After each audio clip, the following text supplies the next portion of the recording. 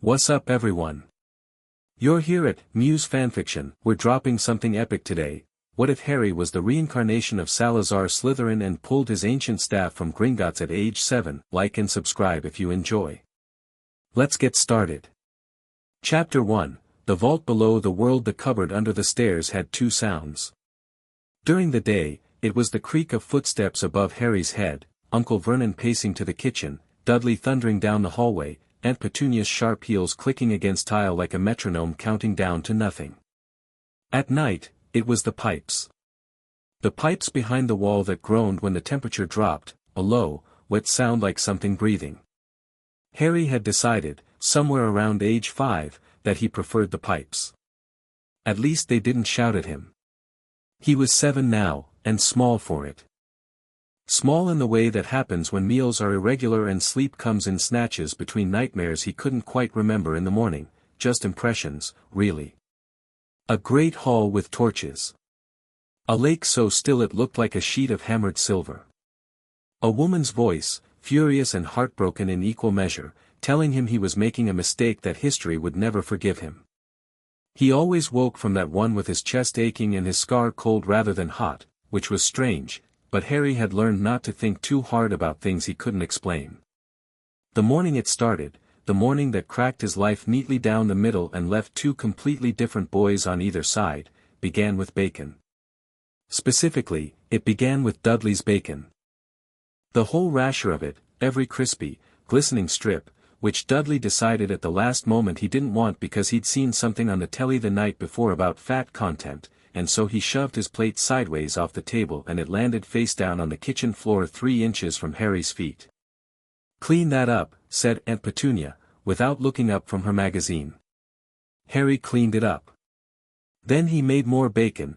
Dudley had changed his mind again, and he was in the middle of washing the pan when Vernon came in wearing his best suit, the charcoal one with the faint pinstripe, and announced that the whole family was going to London because he had a meeting with a client in Charing Cross and Petunia had arranged a shopping trip and Dudley was going to a film. "What about me?" Harry asked. The look Vernon gave him was the particular look of a man who has not actually forgotten you exist but wishes, very sincerely, that he had. "You're coming," he said, in a tone that made coming sound like a punishment with extra steps. "We're not leaving you alone in the house." That was how Harry found himself standing on a street in London at 10:30 on a Tuesday, holding Dudley's empty popcorn bag because Dudley had thrown it at him, watching a red bus roll past in the summer heat, while the rest of the Dursleys disappeared through the doors of a cinema. "Wait here," Vernon had said. "Do not move. Do not speak to anyone. Do not do anything." The word anything had been delivered with the special weight Vernon reserved for warnings about what he called Harry's funny business, the accidents, the incidents, the time Harry had somehow ended up on the school roof when Dudley's gang was chasing him, the time his hair grew back overnight after Petunia cut it. Vernon never used words like magic. He treated it the way some people treat death, real enough to be terrifying, too frightening to be named. Harry stood on the pavement for about 4 minutes. Then he walked away. He didn't have a plan. He had, at most, a direction, away from the cinema, away from the particular patch of concrete where Vernon had pointed, away from the empty popcorn bag which he dropped in the first bin he passed. The city opened up around him the way cities do when you stop trying to go somewhere specific and just walk. The streets got narrower and then suddenly wider, the shops went from tourist-facing to functional to something in between, and the crowd changed texture from tourists dragging wheelie bags to office workers on their lunch break to a knot of men in robes outside what looked, at first, like a pub. Harry stopped. He'd been in London twice before, both times in the rigid company of the Dursleys, and both times Vernon had steered them very deliberately around this particular street. Harry hadn't thought much of it then. He was thinking quite a lot of it now. The pub was called the Leaky Cauldron. The sign above the door was so faded the painted cauldron had gone the color of old bruises, and the building itself seemed to be trying very hard not to be noticed. The people on either side of it on the pavement walked past with the blank, slightly glazed expression of people whose eyes are skipping over something their brains have decided isn't worth processing. Harry, apparently, was not one of those people. He pushed the door open. Inside, it was dim and warm and smelled of something that wasn't quite beer and wasn't quite smoke but was definitely both. The barman, a short, ancient man with a face that looked like it had been left in the rain for several decades, glanced up and then froze in the specific way people froze around Harry sometimes, the way that had always made him feel like he'd walked in wearing someone else's face. "Bless my soul," the barman whispered. Are you? I'm just looking for somewhere to sit," Harry said, because he'd learned that the quickest way to stop people being strange at him was to be very normal and practical about whatever was happening. He didn't sit, as it turned out. He went straight through the pub, through the back door, out into the little courtyard where a wall of old brick stood, and touched it. He wasn't sure why he touched it. It felt like the same instinct that makes you reach out and press a bruise, not to hurt yourself, but because some part of you needs to confirm it's real. The bricks moved. The wall dissolved into an archway, and beyond it, cobbled and crooked and impossibly busy, was Diagon Alley. Harry stood in the archway for a long moment, and something in his chest did something he had no word for. Not excitement, exactly. Something older. Something that felt disturbingly like recognition. He walked in. He didn't have money. He had approximately nothing, no money, no ID, no explanation for why a 7-year-old was wandering alone through a magical shopping street, and he was aware, in a background sort of way, that at some point Vernon was going to come out of that cinema and there would be consequences. He filed those consequences under later and kept walking. The street was extraordinary. Every shop front was doing something slightly impossible. The broom shop had its display models drifting in lazy figure eights at eye level, the apothecary had jars of ingredients that were rearranging themselves according to some system Harry couldn't decode, and there was an ice cream cart being pushed by a woman who appeared to be simultaneously reading a newspaper and talking to it. Harry walked past all of it with his hands in his pockets, looking at everything with the calm, cataloging attention of someone who has always had a lot of time to observe because no one wanted him to participate. Then he turned a corner and saw Gringotts. It was white and gleaming, and at the top of its long marble steps, a goblin in a uniform was watching him with an expression Harry couldn't read. Goblins, he knew the word somehow, from somewhere he couldn't precisely locate.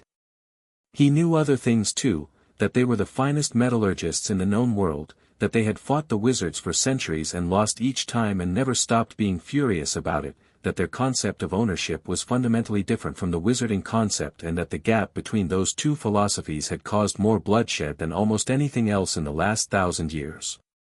He knew all of that the way he knew the layout of the cupboard under the stairs, automatically, from having existed in proximity to the knowledge for so long that it had simply become part of him.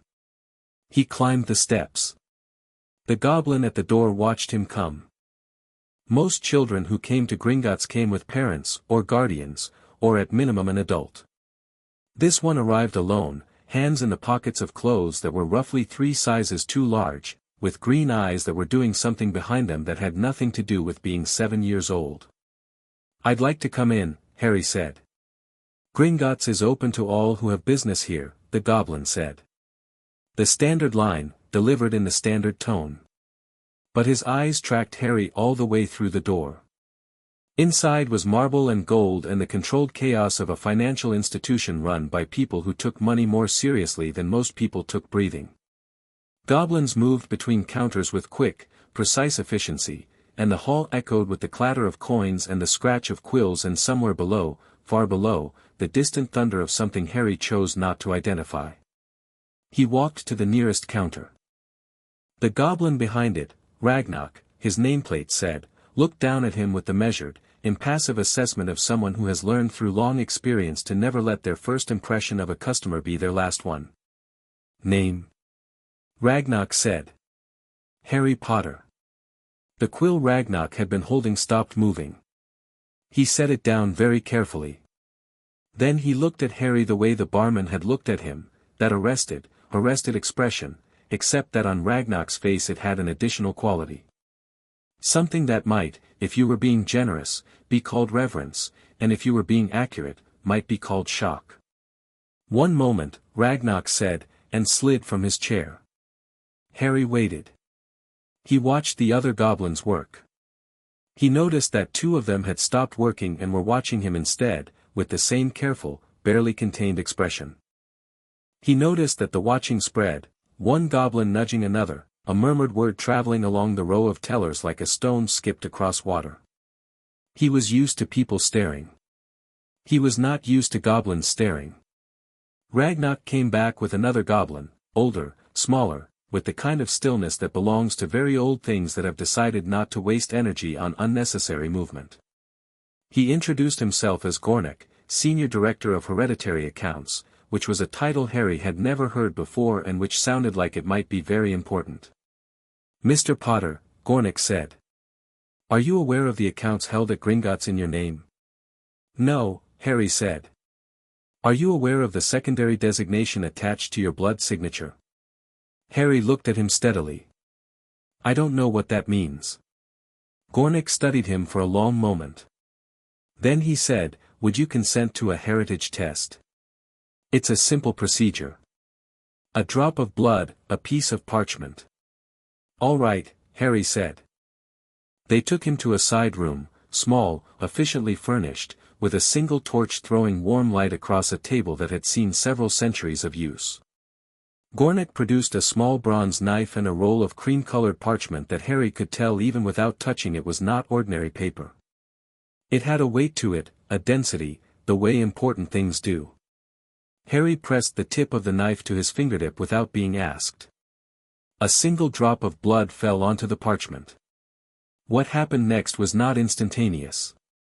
It took almost a full minute, and during that minute the parchment filled with writing the way a tide comes in, not all at once, but in steady, inexorable increments. Harry watched it, and the words came clear, and the room was completely silent. Harry James Potter. Born July 31, 1980. Son of James Charles Potter and Lily Potter, née Evans. Heir to the ancient and noble house of Potter. Heir to the ancient and most noble house of Peveril. Harry read that far and then kept reading, because the parchment wasn't finished. The writing continued below in a different ink, something darker, something that looked less like it had been written and more like it had been burned into the parchment from the inside. Primary sole designation, Salazar Ambrosius Slytherin. Founder. Born circa 993 AD. One of the 4 architects of Hogwarts School of Witchcraft and Wizardry. Master of Parseltongue. Bearer of the Serpent Staff. Depositor of Vault 0. Status, Reincarnate. Soul bonded. Active. Gornik read the parchment. He read it twice. Then he set it flat on the table with the kind of care you use when handling something that might, if mishandled, change the shape of the world. "The vault has been waiting," he said. "For a very long time." "What vault?" Harry asked. "Vault 0, said Gornik. "It predates Gringotts. It predates most of the current world. It was sealed by Salazar Slytherin himself in the year 1023 AD, 3 years before his death, or what everyone assumed was his death. The terms of the seal specified that it could only be opened by Slytherin's blood, his magic, and his soul. All 3 present in the same body." Harry looked at the parchment. He looked at the words active and felt that same unnameable thing in his chest again, larger this time, pressing at his ribs from the inside. "Can I see it?" he asked. The cart ride down was unlike anything Harry had experienced, and he'd experienced some unusual things. It went down, properly down, not the measured descent of a lift but the plummeting, rail-driven drop of something that had been designed by people who considered the surface world faintly optional.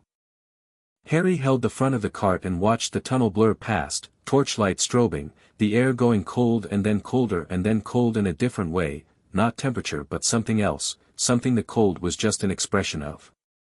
They passed vault doors as they went. Each one was more elaborate than the last, the security shifting from simple locks to complex enchantments to things that Harry's eyes slid off without quite registering. And then the cart slid around a final curve and stopped, and before them was a door that was not elaborate at all. It was plain black stone, roughly 8 feet tall, and its only feature was a single carving in the center, a serpent, coiled, eating its own tail. No handle. No visible lock. No hinges. The Ouroboros, Harry said, before he could stop himself. Gornik looked at him. Yes. Harry stepped out of the cart. His shoes were loud on the stone floor as he walked to the door, and then he stopped in front of it, and he put his hand flat against the carving. The serpent moved. Not like an animation, like a real animal responding to warmth. It uncurled from its loop, raised its carved head from the stone, and what happened next was that Harry's mouth opened and he spoke in a language that he had never been taught and had never needed to be taught because it lived in him the way his heartbeat lived in him. He said, in Parseltongue, I have come back. Open. And the stone door swung open without a sound, on no hinges, as though it had been waiting for that specific sequence of words for exactly 1,000 years. The vault beyond was large. Harry had expected gold. Gringotts was a bank, after all, but there was no gold. What there was, arranged with the precision of someone who intended to return and find everything exactly as they'd left it, was knowledge. Scrolls stacked in bronze cases, each case sealed with a preservation charm so old it had settled into the metal the way tree rings settle into wood. Books, real books, not the tidy printed volumes Harry had seen in shop windows, but hand-copied manuscripts with covers of wood and bone and one, on a stand by itself, with a cover that appeared to be some kind of dragon scale. A laboratory bench along one wall, its instruments cleaned and wrapped.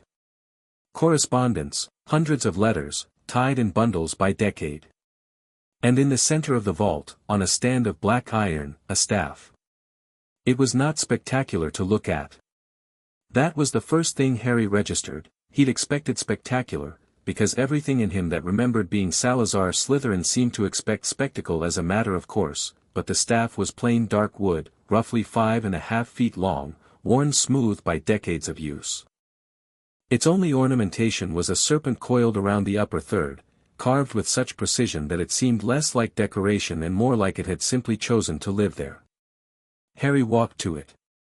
He was aware of Gornik standing behind him at the vault door, aware of the weight of the air in the room, aware that his scar had gone completely numb, not in the way it hurt sometimes, the sudden hot flare of it, but in the way you can't feel a healed wound. He picked up the staff. The memory hit him the way waves hit a coastline, not one crash but a sustained, rolling assault. Not a single thing but thousands. A classroom full of students, faces upturned. The smell of lake water and stone in the morning.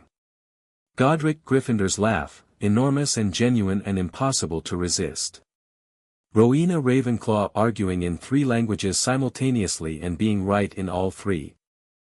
Helga Hufflepuff's hands covered in dirt from her garden, explaining to him with absolute seriousness that understanding how things grow was the same as understanding how magic works. And then the argument. Not one argument but the accumulation of them, years of friction and philosophy and deepening mistrust, and finally his own voice, cold with hurt that he was expressing as principle because he hadn't yet learned the difference. They are not ready. They cannot be trusted. And Godric's face, going from confusion to disappointment to a fury that was really grief wearing a different mask. The staff went warm in his hand. The memories didn't stop coming, they would keep coming, Harry understood, not all at once but over time, surfacing gradually like objects rising out of deep water. But the initial rush receded, and he was in the vault again, 7 years old, holding a 1,000-year-old staff in both hands, and he was breathing harder than the walk down here warranted. Are you all right? Gornik asked, from the door. Harry turned. He thought about the question seriously. Then he said, I remember him. Not everything. But enough. Yes, Gornik said. We thought you might. How long have you known? Harry asked. That this would happen. Gornik was quiet for a moment. There is a document in the vault. One of the first things Slytherin left here. He addressed it to the Gringotts director of his time, a goblin named Firebrand. In it, he described what he knew about the nature of his own soul, what he expected would happen eventually, and what he required of Gringotts in the interim. Which was protection of the vault. Record of any significant magical events that might indicate reincarnation. Discretion. Gornick paused. And care. He asked us to ensure that if the moment came, the child would reach the vault before the wizarding world could decide what to do with them. Harry looked at him. You let me in without an account. Without an adult. Without anything. You had everything you needed, Gornick said. Your blood. Your magic. Your soul. A very small, very controlled expression crossed the goblin's face. And you walked in here alone at age 7, which is, regardless of anything else, exactly the kind of thing Salazar Slytherin would have done. Harry looked back at the staff in his hands. He thought about the vault full of scrolls and books and 1,000 years of waiting. He thought about Hogwarts, which he hadn't known was real until this morning and now knew was real in the way he knew his own bones were real. He thought about Uncle Vernon, who was going to come out of that cinema and not find him where he'd been left. I need to come back, Harry said. I can't take all of this today. But I need to come back. The vault is yours, Gornick said. By blood, by magic, by soul. You may enter whenever you choose, under any circumstances. No guardian signature required. No ministry notification. Good, Harry said. He set the staff against his shoulder, the way you carry something you intend to keep. I'll need an account set up. I'll need access to the funds, whatever funds are here. The Potter accounts alone, Gornick said, with the careful neutrality of someone delivering information without editorializing, contain sufficient gold to purchase approximately 1/3 of Diagon Alley at current property values. The Slytherin Vault's holdings, not including the artifacts, run somewhat deeper. Harry absorbed this information. He thought about the cupboard under the stairs. He thought about Dudley's handed-down clothes. He thought about meals that were not quite enough and Christmases that were not quite real. Right, he said. His voice came out very calm. He'd had a lot of practice at calm. Let's talk about access. By the time Harry came back up to the surface, he had an account manager assigned exclusively to his affairs, a key that Ragnarok pressed into his palm with something approaching ceremony, and a small bag of gold that Gornick had produced from somewhere without being asked, explaining that it was standard practice to provide newly recognized vault holders with immediate liquidity. Harry had thanked him, and meant it, in the way he rarely meant thanks, not the reflex thanks of someone trying to avoid trouble, but the genuine article. He also had the staff. Carrying a 5-foot staff through the streets of London was, Harry acknowledged, going to be a challenge.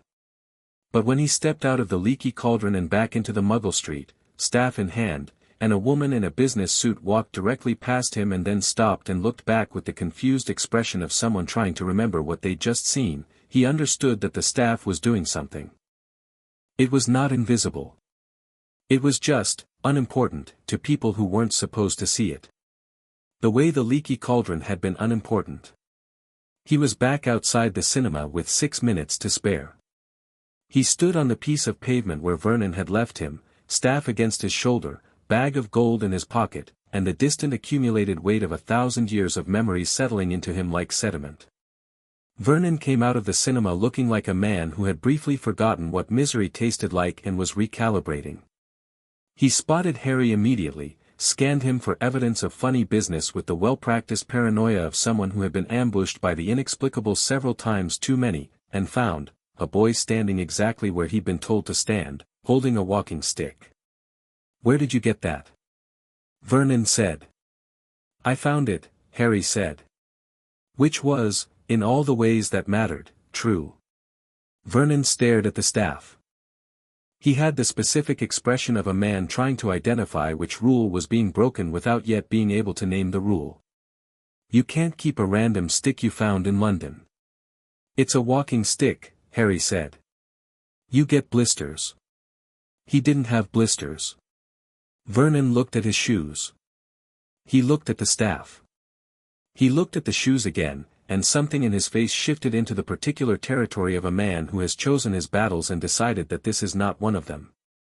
"Get in the car," Vernon said.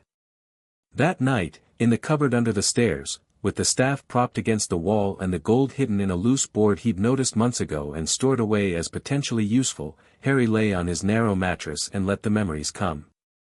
He didn't try to control them. He just let them surface and settle, the way you let your eyes adjust to the dark. He remembered a great hall being built, stone by stone, the four of them walking the grounds and arguing about angles and orientation and whether the enchanted ceiling was strictly necessary or just Rowena showing off. He remembered teaching his first class, 30 students in a stone room with no proper windows, the smell of tallow candles and the slow, satisfying realization that some of them were genuinely gifted. He remembered the chamber, why he built it, which was not what the stories said, was never what the stories said. He remembered leaving Hogwarts, the specific quality of that morning, the frost on the grass and Godric standing in the doorway not asking him to stay because pride stopped both of them from doing the thing that would have fixed it. He remembered dying, in a small house in the West Country, old enough that age itself had become the only enemy he hadn't been able to outwit. He remembered the specific thought as the light went, I'll have to try again. There are things I didn't finish. He was 7. He had 1,000 years of memories and a body that had not yet entirely mastered tying its own shoelaces.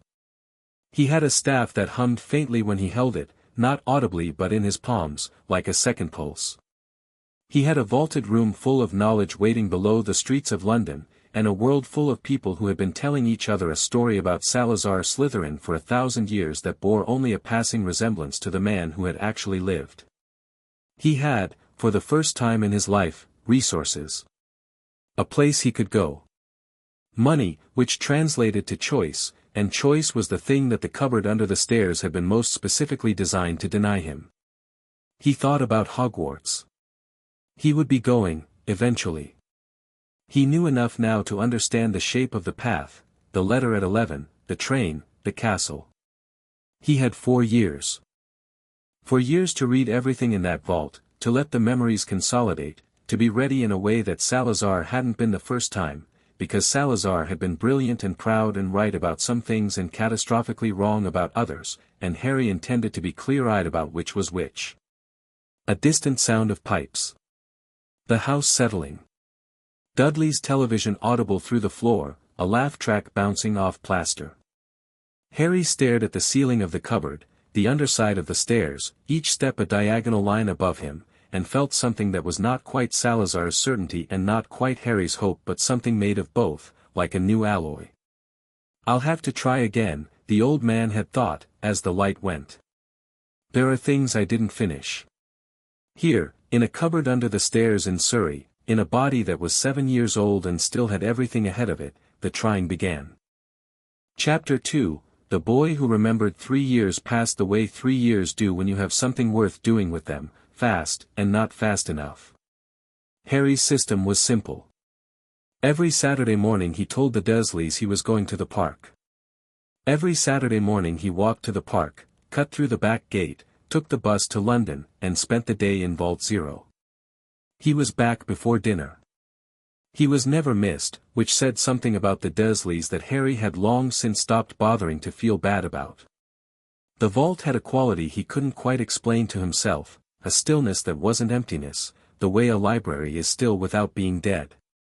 He worked through it methodically, the way Salazar's memories suggested and his own instincts confirmed, starting with the foundational texts and working outward. Magic theory first, because everything else was just application. Then history, the real history, not the sanitized version, the one written by people who were there before anyone decided what the narrative should be.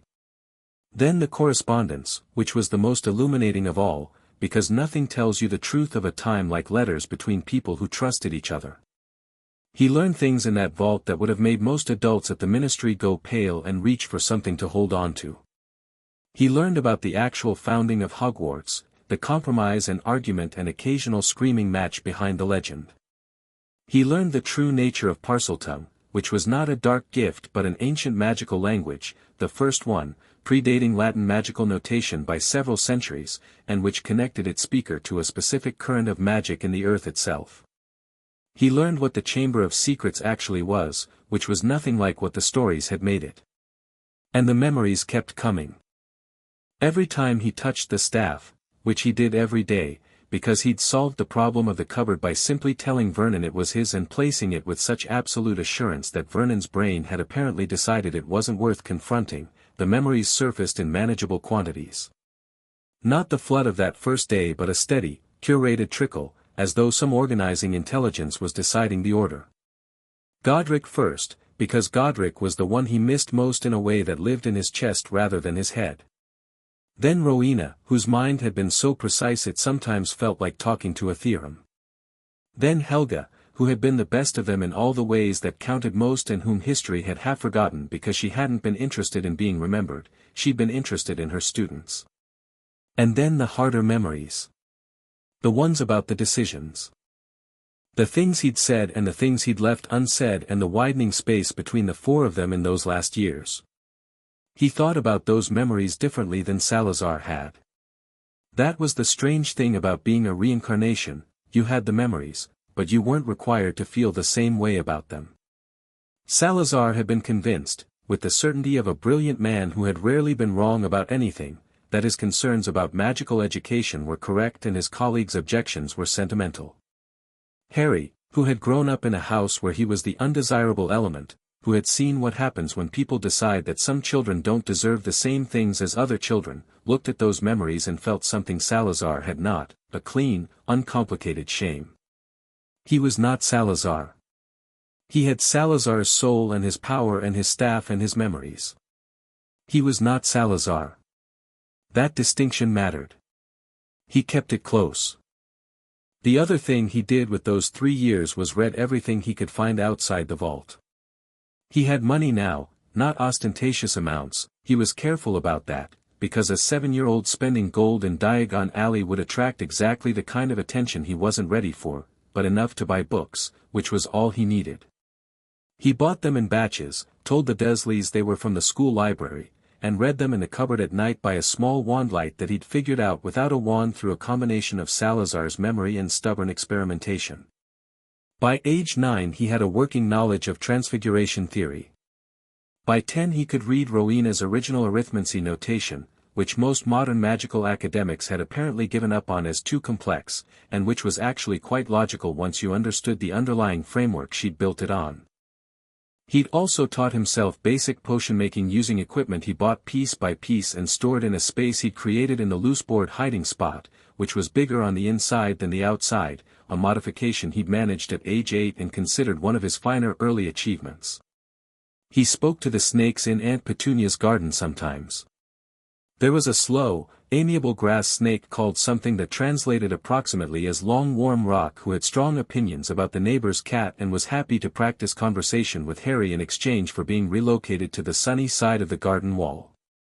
Harry's Parseltongue improved significantly. He did not perform magic where the Dursleys could see it. Not because he was afraid, that particular flavor of fear had mostly burned off by the time he was 9, but because it was strategically pointless.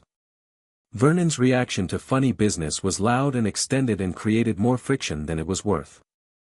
Harry had enough of what he needed that the cupboard had become less a punishment and more just a room with a low ceiling. He spent less and less energy being angry about it. He spent more energy thinking about what came next. He knew about Voldemort, obviously. Salazar's memories gave him nothing useful on that specific subject. Tom Riddle had been born 1,000 years after Salazar's death, but Harry had found 2 long scrolls in the vault that dealt with the theory of soul magic and its corruption, written in Salazar's hand, which gave him a framework for understanding what the stories described. He knew about the night his parents died. He'd learned that from a library book, actually, sitting cross-legged on the floor of Flourish and Blots at age 8 while the shop assistant assumed he was browsing. He felt things about that, about his parents. He kept those feelings in a specific place, a room in himself, and he visited them when he had time to sit with them properly rather than letting them leak. It was not coldness. It was organization. The Dursleys continued to be themselves. Vernon continued to dislike him with the sustained energy of a man who had made disliking something into a second career. Petunia continued to look at him sometimes with an expression that might have been guilt and might have been relief and was probably both. Dudley continued to be Dudley, which meant occasionally being the source of low-grade amusement and occasionally being a straightforward obstacle that Harry moved around with the minimum necessary effort. What changed was the power dynamic. Not dramatically, Harry wasn't interested in dramatic.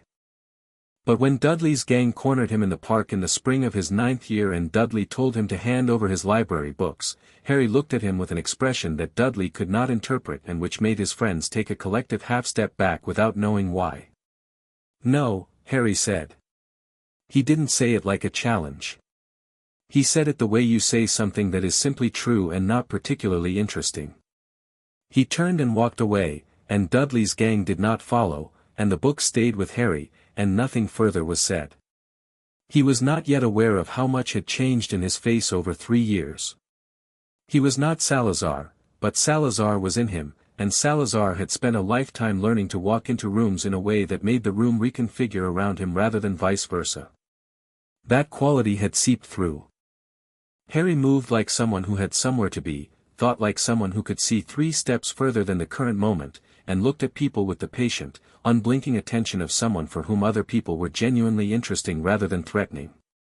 It was the last week of July, 1 week before Harry's 11th birthday, when the letter arrived. He heard it before he saw it. The thump against the kitchen window at 6 in the morning, the shriek from Aunt Petunia, the thunderous arrival of Vernon in his dressing gown. Harry was already awake. He'd been reading a scroll about the properties of runestone inscription, tucked into a corner of the vault space under his floorboard by torchlight, and he heard the commotion and came out to find a tawny owl sitting on the kitchen window ledge with an expression of professional patience and a letter bearing a wax seal that Harry recognized immediately. The Hogwarts crest. He'd seen the original drawings in Rowena's correspondence. The wax was a deep maroon and the lion and serpent were pressed into it with a clarity that spoke of genuine enchantment on the seal itself. Vernon was already reaching for it with the specific body language of a man intending interception. Harry walked around him, took the letter off the owl's leg, and the owl departed with what Harry privately felt was a judicious sense of timing. "Give that here," Vernon said. Harry opened it. He read it in the time it takes to read a short letter, which this was, formal but warm, inviting one Harry James Potter to Hogwarts School of Witchcraft and Wizardry commencing September the 1st, supply list enclosed, I'll return for confirmation. He looked at Vernon over the top of the letter. Vernon's face had achieved a remarkable shade, something in the fuchsia family. "I'll be needing school supplies," Harry said. "I'll need someone to take me." "You are not going to that school," Vernon said. "You are absolutely, categorically not, Uncle Vernon," Harry said, in a tone he rarely used, not louder than his normal voice, just aimed differently, the way you aim a beam of light. "I'm going. It would be useful if someone from the family came with me, because there's a chance I'll need help carrying things, but if that's not possible I can manage alone. I've been to Diagon Alley before." The silence that followed had a particular texture. Vernon stared at him. Petunia, in the doorway, had gone the color of old chalk. "You've been to," Vernon started. "Several times," Harry said. "The leaky cauldron's easy to find once you know what you're looking for." He folded the letter. "I'll go Saturday. If one of you would like to come, you're welcome." He went back to his cupboard. He heard Vernon start 3 sentences from the kitchen and finish none of them. He heard Petunia say his name once, quietly, and then not say anything else. On Saturday, he went alone. Hagrid was the one thing he hadn't anticipated. He'd expected to arrive in Diagon Alley, do his shopping methodically, and come home. He had not expected to come downstairs Friday evening to find a giant man folded approximately in half on the sofa in the Dursleys' sitting room, with a pink umbrella and a cake box and the rumbling, genial energy of someone who has been very happy to find you and is not going to let minor things like walls and ceilings interfere with that happiness. "Harry," Hagrid said, leaping to his feet in a way that made the ceiling light swing. "Haven changed a bit." "Well, got taller, obviously. Dumbledore sends his, hello, Hagrid," Harry said. Hagrid stopped. He had clearly prepared for a version of this meeting in which Harry did not know his name, in which wonder and explanation and probably some gentle weeping were involved, and the version in which Harry just knew had short-circuited something in his emotional preparation. "You know who I am. You brought me to the Dursleys," Harry said. "The night my parents died. You had a flying motorbike." "How'd you?" "I remembered," Harry said simply. Which was, in all the specific ways that mattered, completely true. He had found a letter from Dumbledore to Hagrid in the vault during his second year of Saturday visits, discussing the plan for the evening of October 31st, 1981, and the image of a large man on a flying motorbike had crystallized around it. "I'm glad you're here. I was planning to go to Diagon Alley tomorrow anyway." Hagrid stayed the night in the garden, because there was nowhere inside the Dursleys' house that could accommodate him without structural modification. Harry sat with him for an hour, and it was, unexpectedly, in a way that caught him off guard, very pleasant. Hagrid was warm in the way that very large people sometimes are, the warmth of someone who has simply decided that the world is worth being enthusiastic about and is not going to let it dissuade him. He talked about Hogwarts the way people talk about home after a long time away, and Harry listened, and let himself feel something that was not quite Salazar's architectural pride and not quite his own anticipation but was made of both. He asked Hagrid questions, a few. Not about Dumbledore, not yet, he had thoughts about Dumbledore, but about the school, about the staff, about how things stood. Hagrid answered with the cheerful honesty of someone who has never learned to be evasive, and Harry filed everything he learned. He also noticed the pink umbrella, and made a quiet note about it, and said nothing. In the morning they went to London. The leaky cauldron had changed in Harry's perception since his first visit, or rather, he had changed, and the pub reflected it. Tom, the barman, recognized him immediately and said nothing beyond a nod, which Harry appreciated. Hagrid, however, caused something of a stir. He was well liked, clearly, and the resulting series of backslappings and greetings and brief social interactions that Harry navigated around was extended and cheerful and gave Harry time to observe the room with the kind of unhurried attention he'd developed.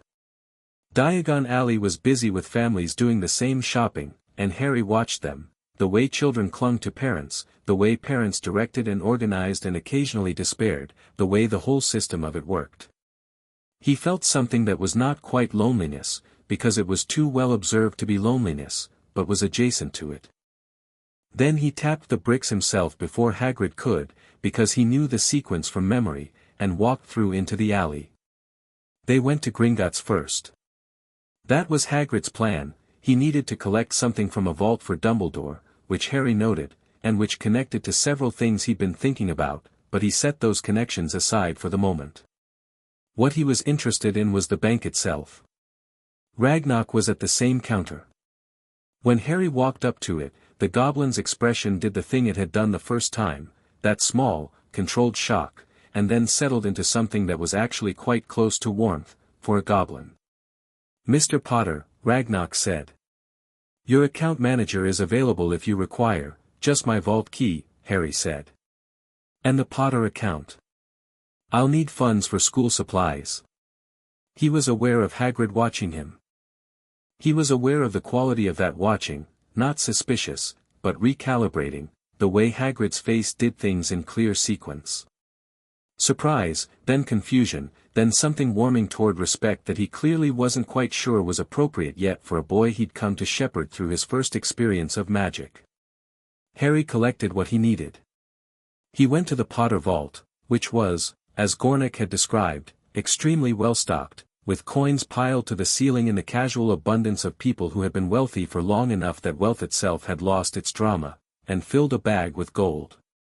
Then he asked Ragnarok, quietly, whether the other matter could wait until his next visit, and Ragnarok said yes, with the composed discretion that Harry had come to genuinely appreciate about the goblins. Coming back up, they passed the cart carrying Hagrid to whatever vault Dumbledore had sent him for. Harry noticed the vault number, 713. He noted the specific texture of Hagrid's nervousness about it. He filed it. The shopping was efficient. Harry had a list in his head, organized by priority, and he moved through it with a purposefulness that kept causing Hagrid to jog slightly to keep up, not because Harry was walking fast but because Harry was walking directly, which was different. He knew the alley well enough by now that he navigated it by feel, cutting between stalls without hesitation. Madame Malkin's robes was where it got interesting.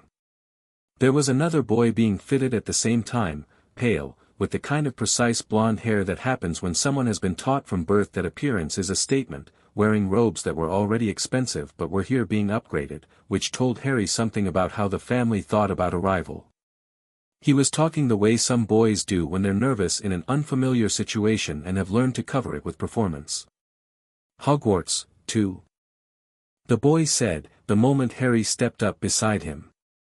Yes, Harry said. My father's next door buying books, the boy said, with the particular inflection of someone who has learned that mentioning their father early tells you something useful about whether the other person is worth talking to.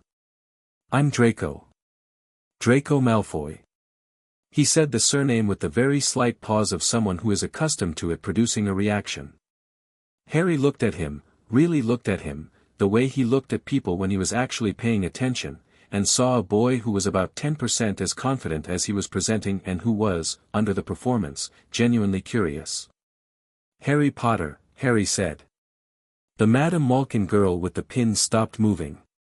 Draco's face went through 3 expressions in rapid sequence: surprise, the quick recalculation that follows surprise, and then a bright, genuine interest that broke through the performance entirely before he caught it. Oh, Draco said. I've heard, everyone says you'll be at Hogwarts this year. Are you going to be in Slytherin? I haven't thought much about it, Harry said, which was not entirely true, but was true enough. Draco's expression said that he had, apparently, thought about nothing but houses for the last several months. My whole family's been in Slytherin. It's the best house. Not that the others are terrible, but Slytherins. He stopped, seemed to feel he was rambling, and adjusted. What do you think? Of magic, I mean. Did you know you were a wizard? No, Harry said. I found out gradually. He watched Draco process this. There was something happening in the boy's face. He was trying to categorize Harry according to a system he'd been taught, and Harry wasn't quite fitting any of the categories, which was producing a faint, visible confusion that Draco was trying to cover with more talking. My father says it's important to, well, to know who you associate with at school. To be careful about. He stopped again. He seemed to hear himself and not entirely like what he heard. Anyway. What do you know about Quidditch? Enough, Harry said. Draco relaxed slightly. They talked about Quidditch for the remainder of the fitting, which was not a subject Harry particularly cared about but which was clearly one that Draco cared about genuinely, and genuine enthusiasm was something Harry always found more interesting than performed confidence. By the time the pins were out and Harry was climbing down from the fitting platform, he had formed an opinion of Draco Malfoy that was not the opinion he suspected the boy wanted him to have, but was more useful. He was a smart, anxious child who had been given a framework for the world that was going to cause him significant pain as the framework met reality. Harry felt something about that, which surprised him slightly. Malfoy Sr. was in the shop by then. He looked at Harry with an expression that was carefully cordial and carefully measuring at the same time, the expression of a man who has spent considerable time thinking about what Harry Potter's arrival in the wizarding world meant for the various things he was invested in. Harry met his eyes, and Malfoy Sr. did something interesting. He looked away first. Not immediately. But first. Draco, he said. We should go. Nice to meet you, Draco said to Harry. He said it with more sincerity than he probably intended, and Harry could see him noticing that sincerity and not quite knowing what to do with it. And you, Harry said. He watched them go, the tall silver-haired father and the shorter son, and he thought about systems and the children who inherit them. Then he went to find Hagrid, who was eating something from a paper bag outside and looking visibly relieved to be in the open air. Flourish and Blots was last on the list, and there Harry spent more time than was strictly necessary, because bookselling was an area where his self-control reliably degraded. He bought the required texts. He also bought 6 other books, 3 of which were well beyond what any first-year student would ordinarily be reading, and one of which caused the bookshop assistant to look at him with the expression of someone encountering a specific type of precocious 10-year-old and not being entirely sure how to classify it. "Do you want me to recommend some introductory texts?" the assistant said carefully. "No, thank you," Harry said, and paid. Hagrid reunited with him outside, still carrying the small package from Vault 713, guarding it with the energy of someone who has been asked to guard something important and is taking that instruction extremely seriously. Harry noticed the way Hagrid checked on it every few minutes. He noticed the small size and shape of what was inside the wrapping. He thought about what had been in Vault 713 for the past several months that Dumbledore urgently needed moved, and about Voldemort, and about what Voldemort needed most, and the 3 thoughts clicked together with the clean inevitability of a well-made lock. He said nothing. Not yet. It was on the way back through the leaky cauldron that it happened, the memory. Not a small one, not the trickle he was used to. It came because someone in the pub, reaching for their drink, knocked over a glass, and the sound of it hitting the floor was a specific pitch and the amber liquid spreading across the stone was a specific color, and something about the combination of them reached into Harry and pulled. He stopped walking. Hagrid didn't notice immediately. He was saying something about Hagrid's rock cakes and whether Harry might like some, and Harry stood in the middle of the leaky cauldron with the noise and movement of the pub folding away around him and something opening up in him like a room he hadn't found yet. It was the memory of the last time he'd been in this building.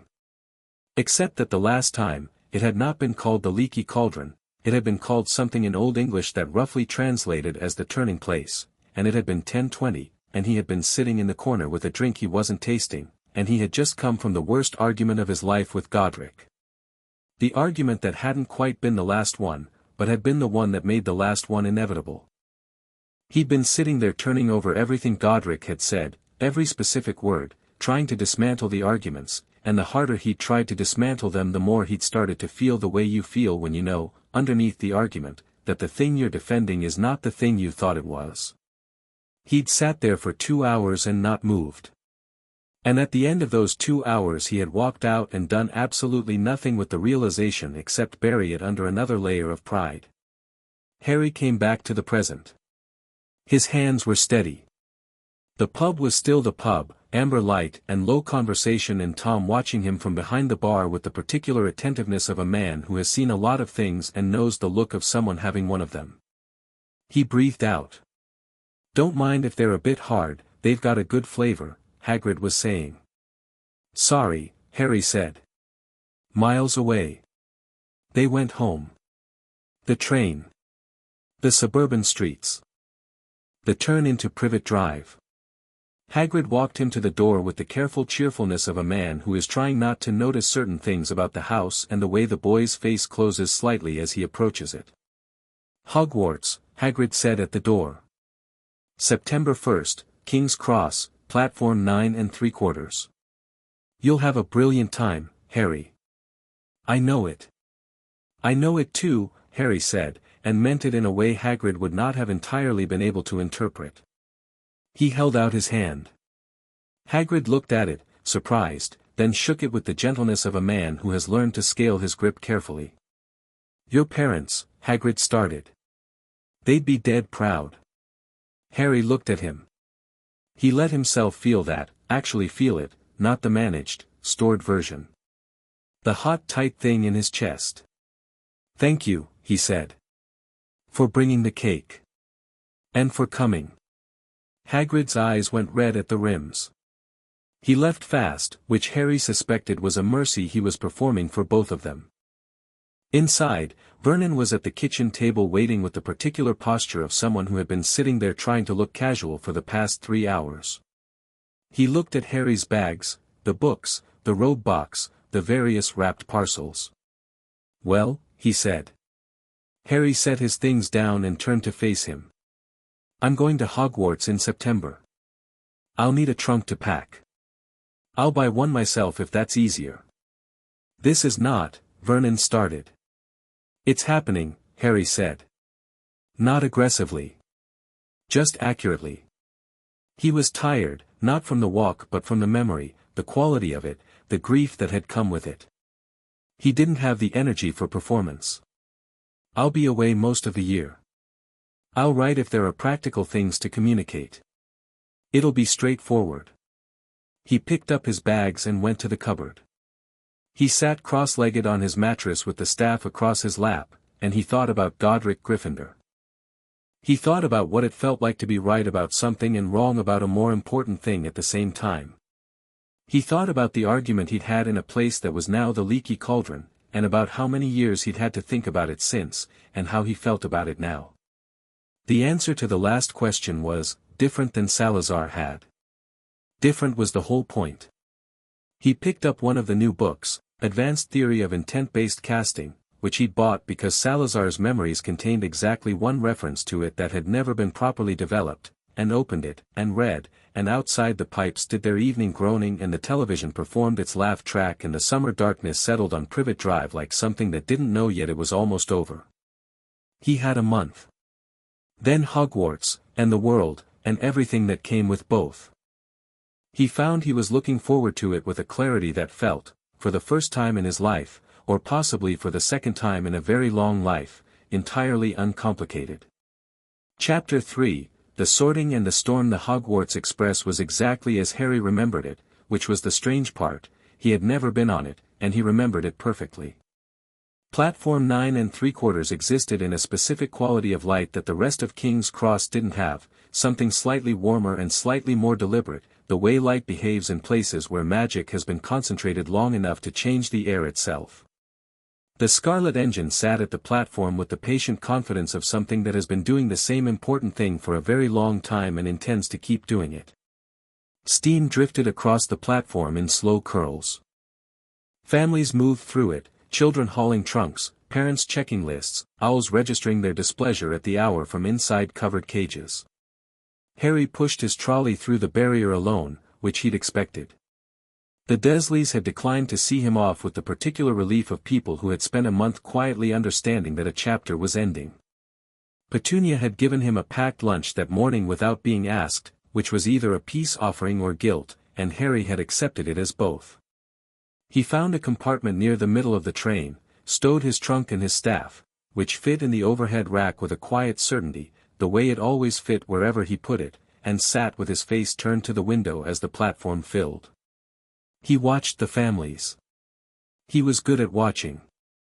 The Weasleys arrived in the particular way that large families arrive at things, in overlapping waves of noise and motion, a confusion of red hair and shouting and dropped items. Harry counted 7 children in various stages of departure and arrival, 2 parents radiating the warm, cheerful stress of people who love chaos even when it's actively happening to them. He watched the youngest boy, about Harry's age, gap-toothed grin, looking at the train with an expression that was trying very hard to be casual about how excited it was, and felt something warm and instinctive. He filed it. Hermione Granger found his compartment 20 minutes after the train left the station. She knocked, which no one else had bothered to do, and when Harry said come in she entered with a systematic efficiency that he immediately recognized. She'd already walked the length of the train looking for either a seat or someone worth sitting with, probably both. "Is anyone?" "No," Harry said. "Come in." She sat. She had a book already open in her lap before she was fully settled, which Harry found genuinely impressive as a feat of coordination. She looked at him with the evaluating attention of someone who has spent considerable time around adults and learned to assess people on their own terms rather than their age. "Hermione Granger," she said. "Harry Potter." She looked at his forehead with the specific self-consciousness of someone trying not to look at his forehead. "I've read about you." "Well, about what happened when you were a baby. The books don't agree on much." "They don't," Harry confirmed.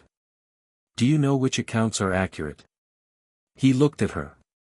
She had a directness that was slightly rare in people their age. Most children soften questions like that with layers of social cushioning. She just asked it. He appreciated that. "Some of them," he said. "Parts of several." She absorbed this the way she seemed to absorb most things, quickly and without drama. She went back to her book, then came back up. "What's that?" She was looking at the staff in the overhead rack. Mine, Harry said. She waited for more. He didn't add any. She went back to her book, and something in the way she did it, without being offended, just recalibrating, made him like her considerably. Ron Weasley arrived an hour later. Not knocked. Slid the door open and looked in with the bright, uncalculated friendliness of someone who simply wanted company and had chosen this compartment.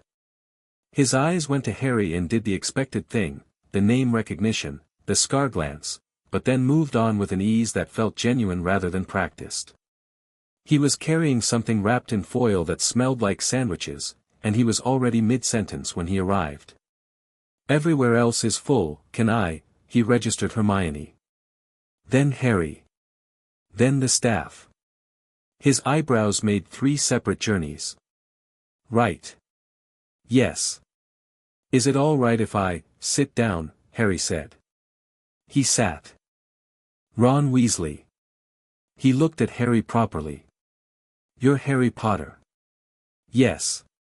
Right, Ron said again, and unwrapped his sandwiches. He offered one, reflexively, and Harry took it, and Hermione declined politely, and Ron ate with the uncomplicated appetite of someone who has learned to eat quickly in a house with 5 brothers, and the compartment settled into a comfortable 3-person rhythm.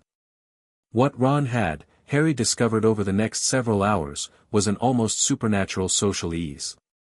He was not clever in the way Hermione was clever, precise, comprehensive, citation-ready, but he was intelligent in a different register, the kind of intelligence that reads people accurately without being able to explain how it works.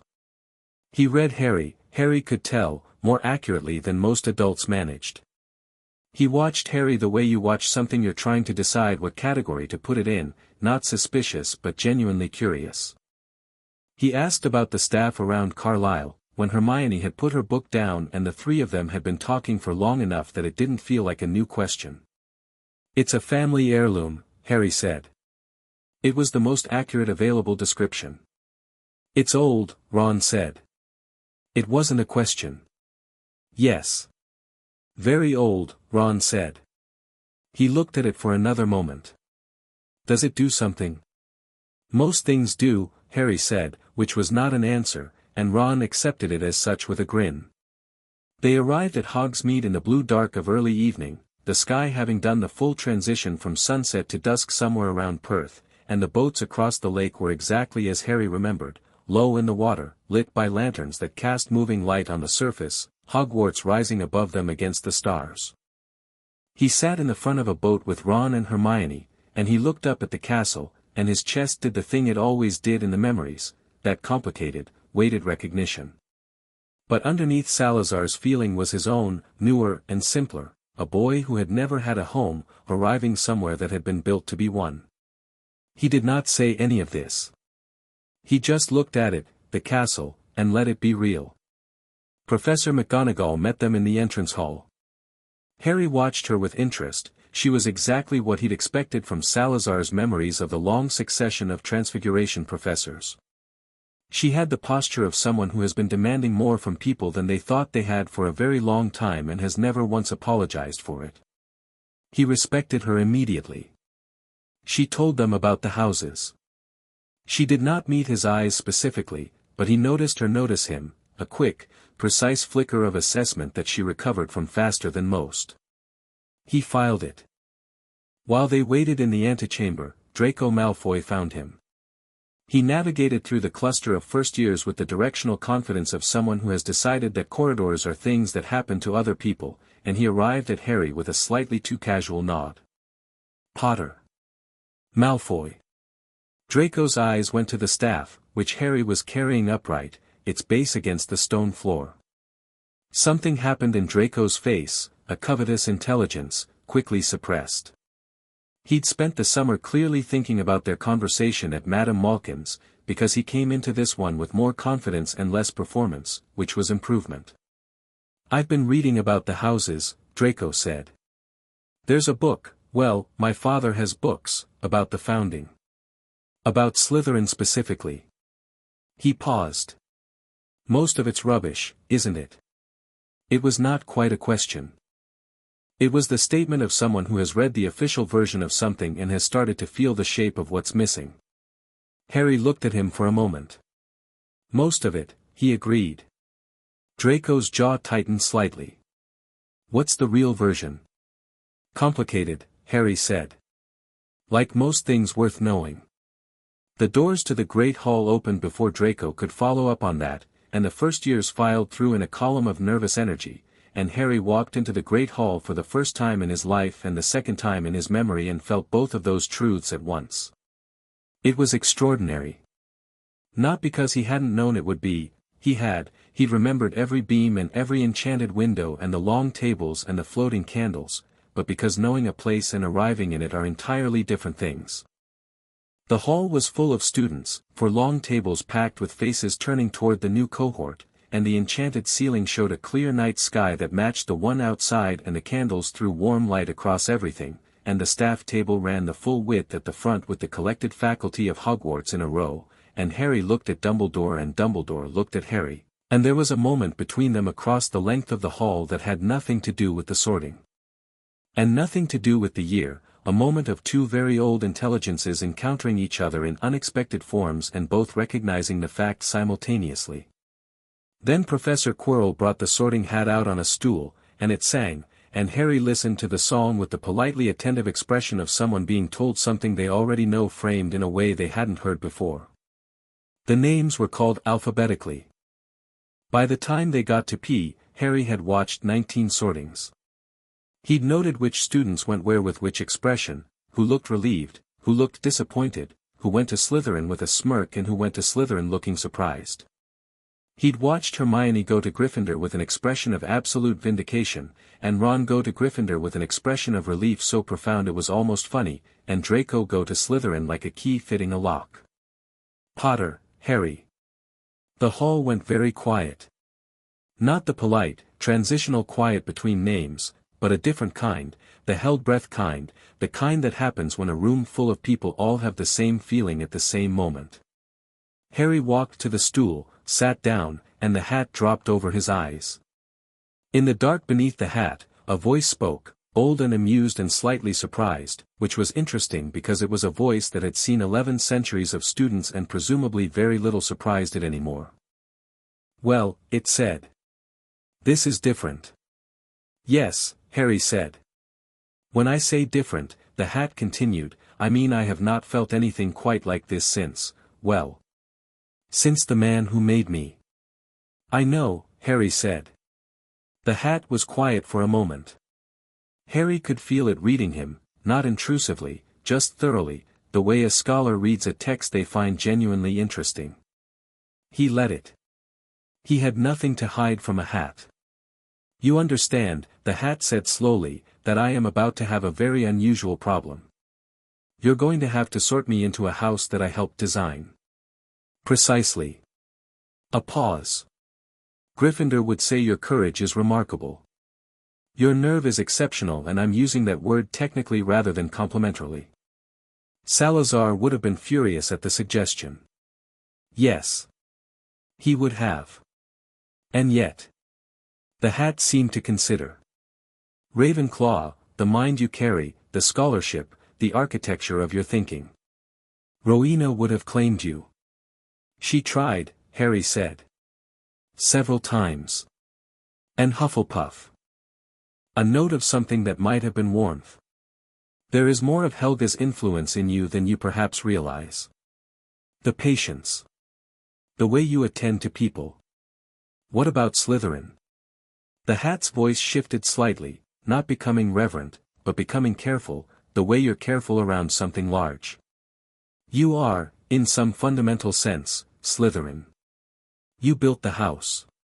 The ambition in you is not the pointed, self-serving kind that gets most of my Slytherins in trouble. It's something older. More like direction than ambition. More like will. And the Parseltongue lives in your blood as naturally as breathing. So where do you put me? Where do you want to go? Harry had thought about this for 3 years. He'd thought about it carefully, from multiple directions, with the patience he'd developed for problems that didn't have neat solutions. He'd thought about what Salazar's house had become and why and whose fault that was and whether it could be different. He'd thought about the story the wizarding world told about Slytherin and what it would mean to walk into that house and simply be a different version of the story. He'd thought about hiding.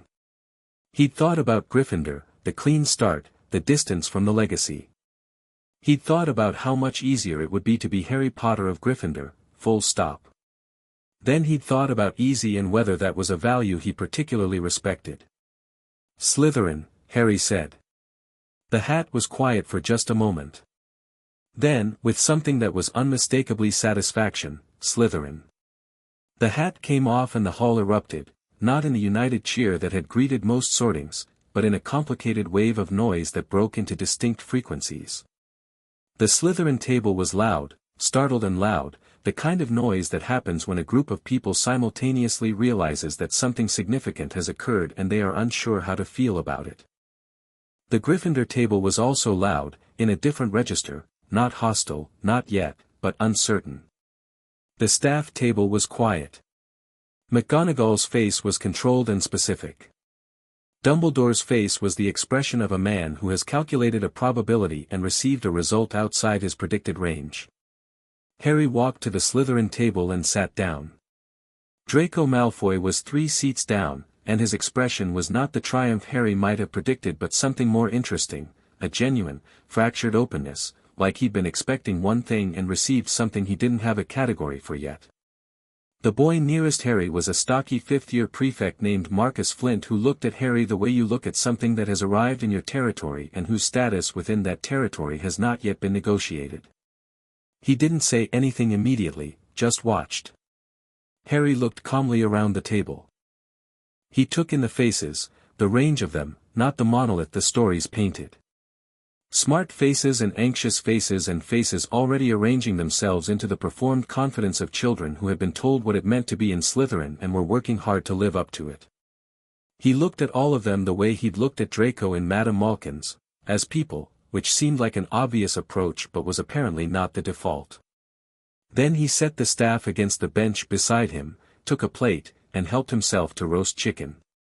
"You're really Harry Potter," said the girl across from him. Second year, dark-haired, with the evaluating intelligence of someone who has spent significant time being underestimated. "Yes," Harry said. "In Slytherin," she said. "Yes." "Huh," she said, and served herself potatoes with the expression of someone who has updated their expectations for the year significantly upward. The feast proceeded the way feasts do, with the particular exuberance of people who have been on a train for 8 hours and have encountered a table full of food.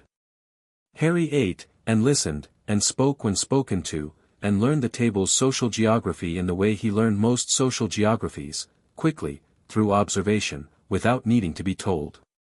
The Slytherin table had a specific internal structure. The older students anchored it, Flint and a 6th-year girl named Gemma Farley who was the other prefect, who had more actual authority than Flint and exercised it more quietly. Below them the middle years arranged themselves in loose factions, and the first years existed in the nervous periphery, trying to determine which faction was worth orienting toward. They were orienting toward Harry. He could feel it, the gradual, magnetic drift of attention, the way the first years kept glancing at him without quite looking directly. He wasn't surprised. He was, by any available metric, the most interesting thing at this table tonight. Gemma Farley leaned across from 3 seats up, during a lull. "Sorting's usually pretty quick for you first years," she said. "Conversational. Assessing. Yours took a while." "We were talking," Harry said. "The hat?" She raised an eyebrow. "About what?" "Architecture, mostly." She stared at him. He served himself more chicken. She sat back, and her expression had settled into something that was definitely respect and definitely trying not to show it.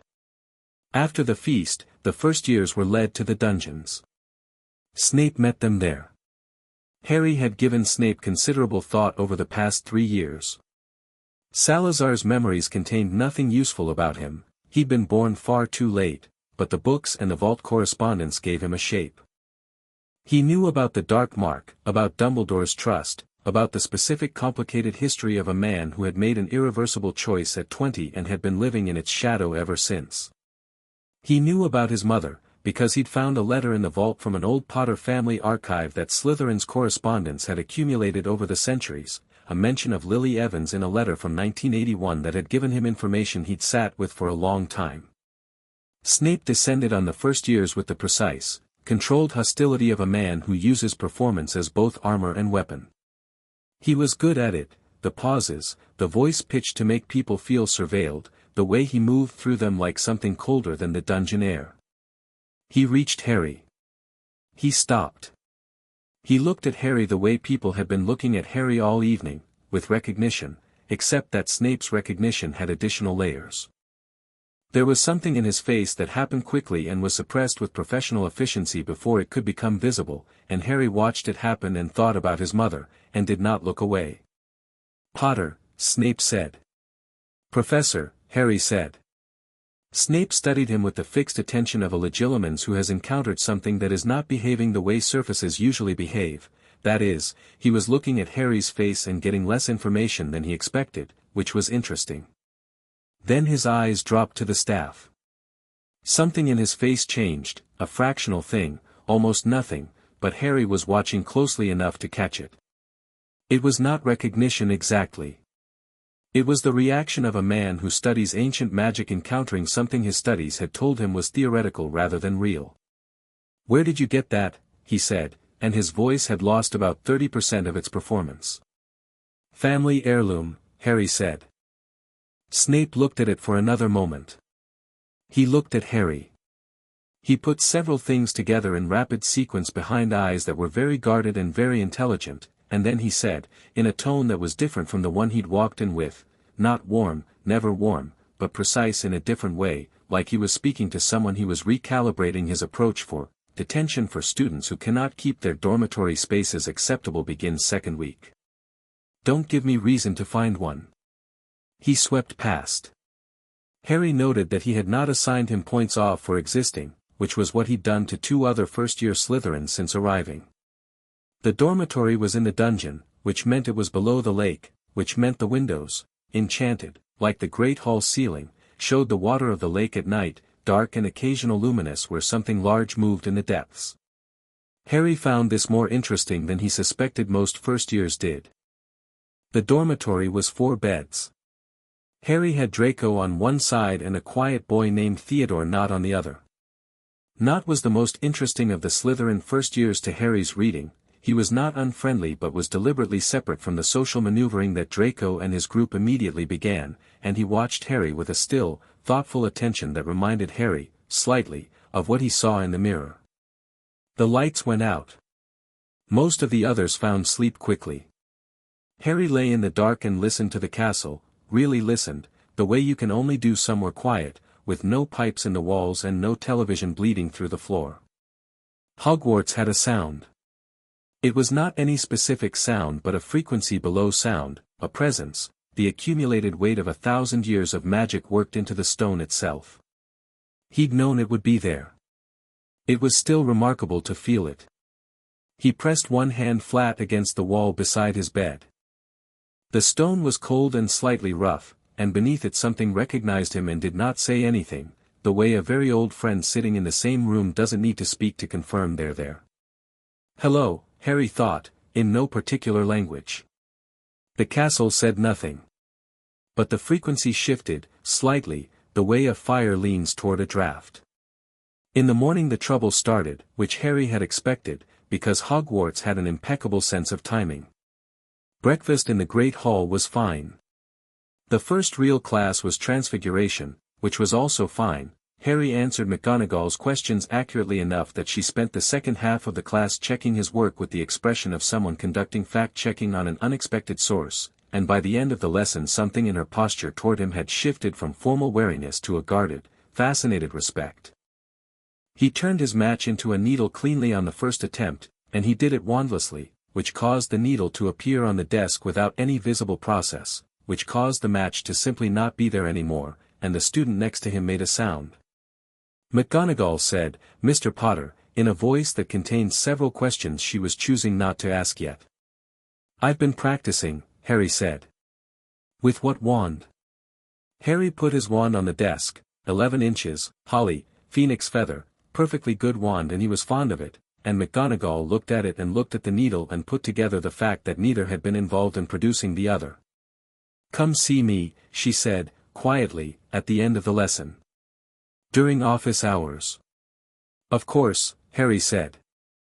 Charms was after lunch, and Flitwick nearly fell off his books when Harry's feather hit the ceiling on the first attempt, which Harry had not actually intended. He'd meant to levitate it to desk height but had miscalibrated, which was a useful reminder that having the theory precisely correct and having the practical instinct to match it were different skills. He noted the calibration gap and filed it. Potions, last period, was where the storm broke properly. Snape's teaching style was the same as his introductory style, performance as management, a cultivated atmosphere of tension designed to produce either obedience or failure, either of which he could use. He moved through the first lesson of ingredients and theory with the efficiency of someone who has explained the same material many times and is not particularly interested in it anymore. He asked questions that were designed to be unanswerable by first years. Harry answered them. Not all of them. He was conscious of the room, of the dynamic, of the fact that answering every question was its own kind of aggression, but the ones that were interesting. Snape received each answer with a silence that was doing a lot of work. Then Neville Longbottom's cauldron began to melt. It was a straightforward accident, wrong heat, insufficient stirring, a rookie error that the smell of the resulting mess announced before anyone could see the damage. Snape descended on Neville with the specific viciousness he reserved for people he had already decided were a category. Harry watched Neville's face go from panic to a deep, specific shame that Harry recognized, not the sharp shame of embarrassment but the heavier, more entrenched shame of someone who has been told they're not good enough often enough that they've started to believe it as a foundational fact. Longbottom, Snape said, in the voice he used when he wanted everyone in the room to feel like they were also being criticized, manages to melt a pewter cauldron in the first week, which is an achievement in the strictly technical sense, given that pewter's melting point suggests, it was the heat, Harry said. Snape stopped. He turned slowly, in the way of someone who is used to not being interrupted and is processing the phenomenon. The room went very quiet. I beg your pardon. The heat was the issue, Harry said, his voice conversational, entirely calm.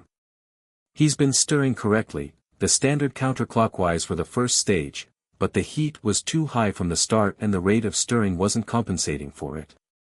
That's a technique problem, not a comprehension problem. Different issue. Snape looked at him. Harry looked back. In the room around them, 31st years were doing the specific kind of not breathing that happens when something is occurring that the room cannot quite categorize. You're correcting my assessment, Potter, Snape said. I'm adding to it, Harry said. There's a difference. Another silence. Snape's face was doing several things in very controlled sequence. He was reading Harry with the focused intensity of a legilimens who has encountered something that keeps sliding out from under the probe, not because it's defended, but because it's simply deeper than expected, the way you can push into what you think is shallow water and find no bottom. 10 points from Slytherin, Snape said, finally. For speaking without being addressed. Harry accepted this with a nod. Then he looked at Neville, who was still frozen with the shame expression, and he said, quietly enough that it was genuinely just for Neville, lower the heat by a quarter and stir slower. You'll recover it. Neville looked at him. Something in Neville's face shifted, not gratitude exactly, not yet, because they didn't know each other and gratitude from strangers is slightly uncomfortable. But something. An awareness of being seen accurately, which is its own specific gift. After potions, the Slytherin first years walked back toward the dungeons together in the loose configuration that was becoming their version of a group. Draco fell in beside Harry. He'd been watching the potions incident with an expression Harry hadn't quite decoded yet. You lost us points, Draco said. Yes. Over a Gryffindor. Over someone being wrong about why another person made a mistake, Harry said. The house they belonged to wasn't the relevant factor. Draco was quiet for several steps. My father says, I know what your father says, Harry said. He said it without heat. I'm interested in what you think. Draco opened his mouth. Closed it. They walked for a moment. I think Snape was being unfair, Draco said, quietly, like he was testing the weight of the words before committing to them. Longbottom's clearly nervous. Unfair teaching makes people worse, not better. Harry looked at him. Yes, he said. It does. Something in Draco's posture changed, an easing, something that had been held in careful suspension quietly released. He said nothing more for the rest of the walk, but when they reached the common room door and the password was spoken and the stone slid open, he held it open for Harry with the deliberate thoughtfulness of someone who has just quietly made a decision about something. The Slytherin common room was underwater green, the lake light coming through the long windows, everything given the particular silver-green quality of being below the surface. It was smaller than the Great Hall but felt large because it was built vertically as well as horizontally, with levels and alcoves and chairs that had the worked-in comfort of furniture that had been used seriously for centuries. Harry liked it immediately and without apology. There was a fireplace at the far end, and in front of it, Gemma Farley was doing prefect things with a clipboard.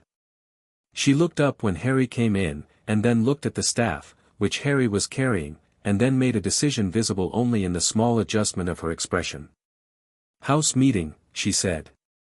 Tomorrow morning, before breakfast. First years included. What's it about? Flint said, from the stairs. Expectations, Gemma said, and looked back down at her clipboard. And adjustments there too. Harry found a chair near the window, one of the ones with a direct view out into the lake, where the darkness moved in slow, enormous shapes, and he sat, and he put the staff across his knees, and he thought about tomorrow. He thought about Quirrell, who he'd seen at the staff table but not yet encountered in class. He'd noticed things about Quirrell at dinner, a man presenting nervousness as personality, which was different from someone who was naturally nervous. The turbaned head and the faint, specific smell of something underneath the performance. He had not said anything yet. But he thought about it. He thought about Vault 713 and the small heavy package and where it had gone after Hagrid brought it out. He thought about the castle breathing underneath him, and the staff's faint warmth in his hands, and the fact that he was here, actually here, in the building he'd built, that had been standing for 1,000 years without him. Out in the lake, something vast and slow moved through the dark water, passing the window in a long, grey sweep. A tentacle, or a tail, or some appendage Harry didn't have a precise word for. He watched it pass. He was not afraid of it. He was not, he took stock, afraid of much of anything in this building, not Snape and not the social complexity of his house and not the thing growing underneath the year like a root beneath stone. He thought about the memory under the leaky cauldron, the argument he'd left unresolved, the pride he'd worn as principal. He thought about what it was worth to come back and try again. The fire crackled. The lake moved outside the window. Around him, the Slytherin common room filled with returning students, conversation rising to the level that means a community reassembling itself after the summer, and Harry Potter, who was also the oldest thing in the castle, sat in the green underwater light and listened to the place where his old life and his new one overlapped and made something neither of them had been before. He was not hiding. He was not afraid. He was thinking, which had always been the thing he was best at, and the year was just beginning, and there was so much that needed doing. He let himself smile, slightly. Theodore Nott, settling into the chair across from him with a book, glanced up and caught it and said nothing, but his eyes were curious and not unfriendly, and that was enough. Outside, the lake kept moving. Hogwarts breathed. The year began. Chapter 4, The Language of Serpents and Secrets. October came to Hogwarts the way it always had, cold off the lake, leaves turning on the grounds in slow stages from green to copper to the particular red that happened right before a hard frost, the sky doing different things every hour. Harry liked October. It had always felt, even in the cupboard years, like a month that was serious about itself. He'd settled into the rhythm of Hogwarts the way water settles into new terrain, finding the paths of least resistance and then, when those ran out, making new ones. He knew the castle's geography better than most fifth years by the third week of term, not because he'd walked every corridor systematically, though he had, but because the castle told him things. Not in words. In the way a floorboard gives slightly differently depending on what's beneath it, in the way certain walls had a warmth that had nothing to do with temperature, in the way specific staircases moved in patterns that looked random until you understood the underlying logic. He'd found 4 rooms that weren't on any map he'd seen. 2 of them were clearly storage, centuries of accumulated academic debris, broken equipment and discontinued textbooks. One appeared to be a very old classroom that had been sealed and forgotten, still containing a blackboard with equations written in a notation system Harry recognized as pre-standard arithmancy, Rowena's early version before she'd simplified it for teaching. The 4th room he spent a long time in. It was small, and had nothing in it except a stone basin in the floor and carvings in the wall that were not decorative. The carvings were instructions.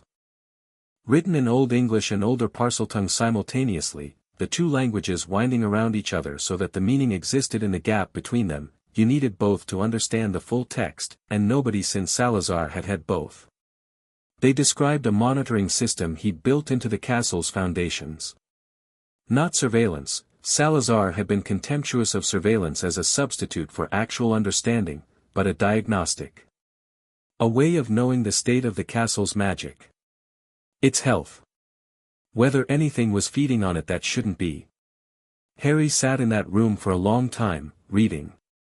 Then he pressed his palm to the basin and let a few drops of blood fall and spoke 3 words in Parseltongue, and the monitoring system, dormant for 1,000 years, woke up. That was how he knew about Quirrell. Not immediately. The system didn't give him names. It gave him signatures, disturbances in the castle's magical field, the way a body's temperature tells you something is fighting something else without telling you what specifically. There was a cold disturbance in the 3rd floor corridor. Specific, intentional, old. Not old the way Hogwarts was old the way things are old that have refused to let the normal processes of decay apply to them. He walked to the 3rd floor corridor that night and stood in front of the locked door and listened, and what he heard behind it was the sound of something enormous breathing. Then he walked to Quirrell's classroom. Defense against the dark arts was held on Tuesdays and Thursdays, and Harry had spent 8 lessons so far noting the specific quality of Quirrell's performance. Most nervous people are nervous about external things, other people's judgments, their own competence, the consequences of error. Quirrell's nervousness was oriented inward. He was nervous about himself. He was working very hard not to let his own face betray something his own face clearly wanted to betray. The turban, also, smelled of garlic. This was the piece of information that most people in the school had absorbed as confirmation of Quirrell's general ridiculousness. Harry had absorbed it as something else. Garlic used as a warding agent was ancient magic, pre-medieval, the kind of thing you used when you needed constant proximity to something dangerous and were trying to mitigate the effects. He knocked on the classroom door at 9 in the evening and Quirrell opened it.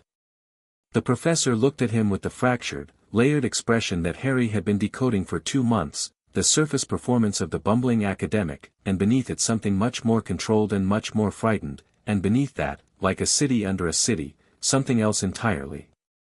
P. Potter, Quirrell said. Office hours were this afternoon, I know, Harry said. I need to talk to you about the 3rd floor. Quirrell's stutter stopped. It stopped the way a machine stops when the power is cut, instantly, without the normal trailing off. For about 2 seconds the room was very quiet. I don't know I found the original ward specifications, Harry said. The ones Dumbledore used to set up the protections. The architecture is interesting. Whoever designed the protections past the first layer used a layering system that's actually quite old, pre-ministry. Impressive choice, given the timeline. He paused. Though I noticed the protections are designed to stop someone getting to whatever's inside, not to stop whatever's inside from being used by someone who's already past them. Quirrell stared at him. Behind the stutter, behind the performance, behind everything, something was looking out of his eyes with an attention so focused it was almost physical. Harry looked back. He did not look at Quirrell's eyes with the anxiety most people brought to eye contact with someone trying to use legitimacy. He just looked, openly, with the patient curiosity he brought to most things. He was not broadcasting anything. He was not defending anything. He was simply present, which was its own form of opacity. "You're a very unusual child," said a voice. It was not Quirrell's voice. It came from the wrong part of the room, from behind Quirrell, or rather from behind Quirrell's head, and it was flat and cold and had the specific timbre of something that had spent a long time not having a body and had not quite fully remembered how voices work. Harry tilted his head slightly. "Hello," he said. "You don't seem afraid." "I'm not," Harry said. "Should I be?" "Most people find me frightening," said the voice, with a satisfaction that Harry found genuinely interesting from a diagnostic standpoint, someone who had lost everything and rebuilt their identity around the reaction they produced in others. "Most people don't know what you actually are," Harry said. "You're impressive, technically. What you've done with soul fragmentation is something Salazar's theoretical texts identified as a possibility and considered too destructive to pursue. You pursued it anyway, which shows a specific kind of commitment." He paused. "It also explains why you can't quite manage a consistent voice yet. The anchoring is unstable." A long silence. Quirrell's body had gone completely still, the way bodies go still when the person nominally inhabiting them is not the one in charge of it at this particular moment. "You know what I am," said Voldemort. "I know what you are," Harry confirmed. "And you came here anyway. Alone." Something shifted in the voice, not quite admiration, but its cousin. "You're either very brave or very foolish, Potter." "Neither," Harry said. "I came because I wanted to know how far along you are. Whether this year is the timeline or next." He glanced at the turban. "I'm guessing this year, given the Gringotts attempt in July." Another silence, this one with a different texture. He'd surprised it. The thing sharing Quirrell's body was not accustomed to being surprised. "The Philosopher's Stone," Voldemort said, and there was something in the name that was possessive and hungry, the way starving people say the names of food. "Dumbledore's little trap. He thinks I don't know it's a trap." "Is it working?" Harry asked. "As a deterrent?" "No. No," Harry agreed. "I didn't think so. The protections are good, but they're designed by people who think the way obstacles work is by being impassable. You're not trying to pass them. You're trying to get someone else to pass them for you." He looked at Quirrell. Him. Quirrell's head turned, not the way a person turns their head, but the way something wearing a person turns a head, and looked at Harry sideways. "Why are you telling me what you know?" "Because," Harry said, "I want you to know that I know. And I want you to consider whether this particular plan is the most efficient use of your resources. And if I don't find your counsel persuasive, Potter, then we'll have a different conversation later," Harry said. "But I suspect you're practical enough to think about it." He turned and walked out of the classroom. He walked unhurriedly down the corridor, his footsteps very even on the stone, the staff in his hand casting no shadow that the torchlight didn't make for it. He turned the corner and then he leaned against the wall for a moment with his eyes closed and let himself feel the specific quality of what had just happened. Not fear. Not quite. Something adjacent, the high-wire alertness of a situation where the gap between calculated risk and catastrophic error is narrow enough that the wind can affect it. He'd done what he'd gone there to do. He'd established contact. He'd demonstrated knowledge without demonstrating the limits of it. He'd given Voldemort something to think about that was more interesting than the stone, at least temporarily. He pushed off the wall and kept walking. He had astronomy in the morning and he needed to sleep. The morning after, he found Hermione in the library. She was at her usual table, the one in the corner with the second best light, which was consistently unoccupied because most students went for the best light without considering that the second best was quieter. She had 3 books open simultaneously in a precise fan arrangement, cross-referencing something with the focused intensity of someone solving a puzzle that has personally offended them. Harry sat down across from her. She glanced up, registered him, went back to her books. "Question," Harry said. "I might have an answer," Hermione said, without looking up.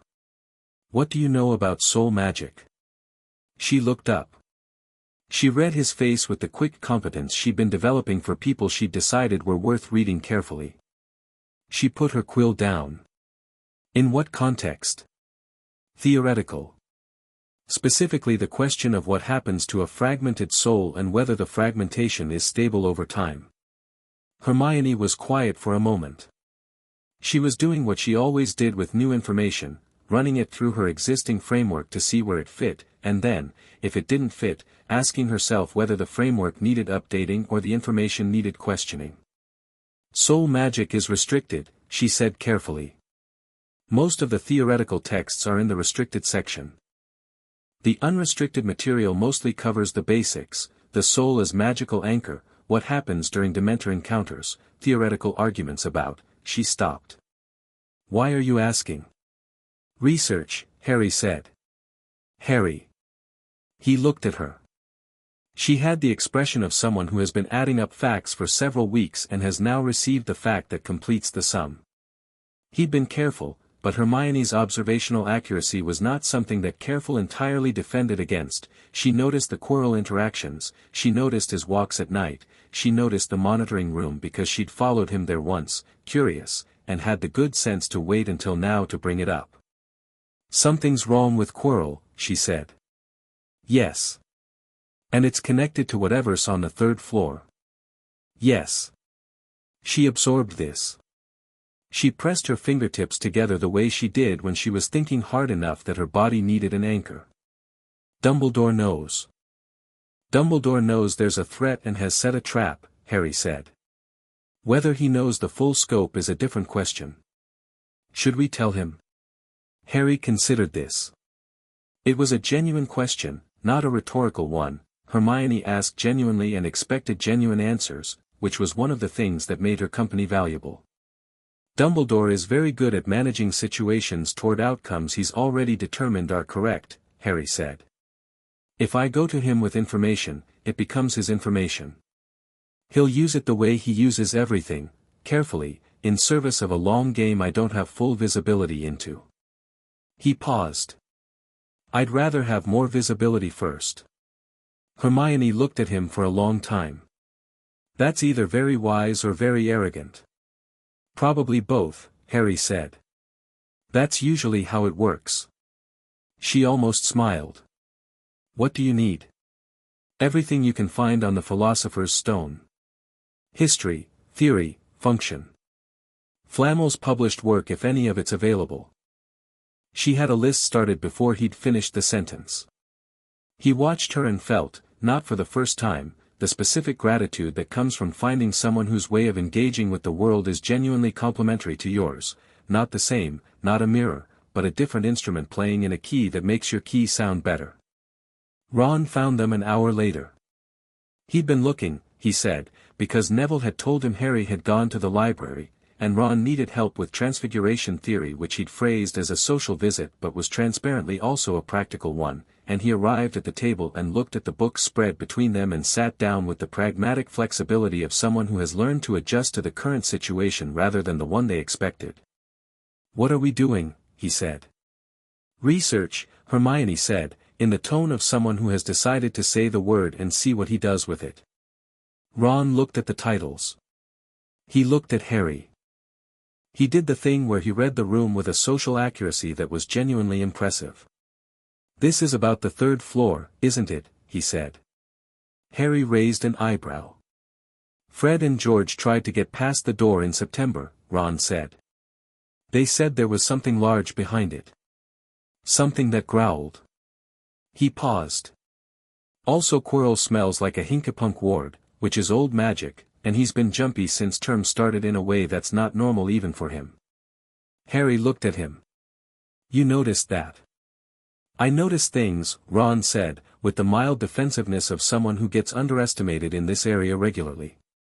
I just don't always say them out loud straight away. Fair enough, Harry said, and moved a book toward him. Flamel's theoretical work. Tell me what stands out. They worked through the afternoon, the three of them. It was good. Not just productive, good, in the way that specific combination of people in specific proximity doing specific work can be good, a thing made of its components but not reducible to them. Hermione found 3 references to the stone's construction that complicated the standard account significantly. Ron noticed a pattern in Flamel's publication dates that suggested he'd stopped publishing during periods of external political pressure, which was an insight with implications about his relationship to the ministry that Harry hadn't been considering. Harry cross-referenced both against things he knew from the vault that he couldn't explain the source of and offered conclusions that made Hermione put her quill down and look at him with that expression she got. How do you know that? She said. Old books, Harry said. Older than these? Significantly. She made the decision not to push on it, which was a measure of how much she'd learned about when to push and when to collect more data first. He noted this with appreciation.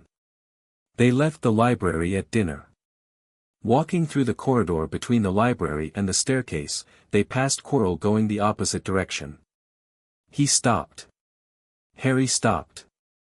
The corridor was empty except for the 3 of them, and for a moment the torchlight made everything look like something happening in amber.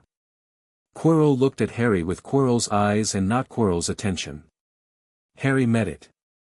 Still thinking, said the voice that didn't belong to Quirrell, pitched low enough that it went no further than Harry's ears. Good, Harry said. Quirrell walked on. Ron, beside Harry, had gone still in the way of someone whose instincts have sent a signal that his brain is still catching up to. What was that? Ron said. Not quite a question.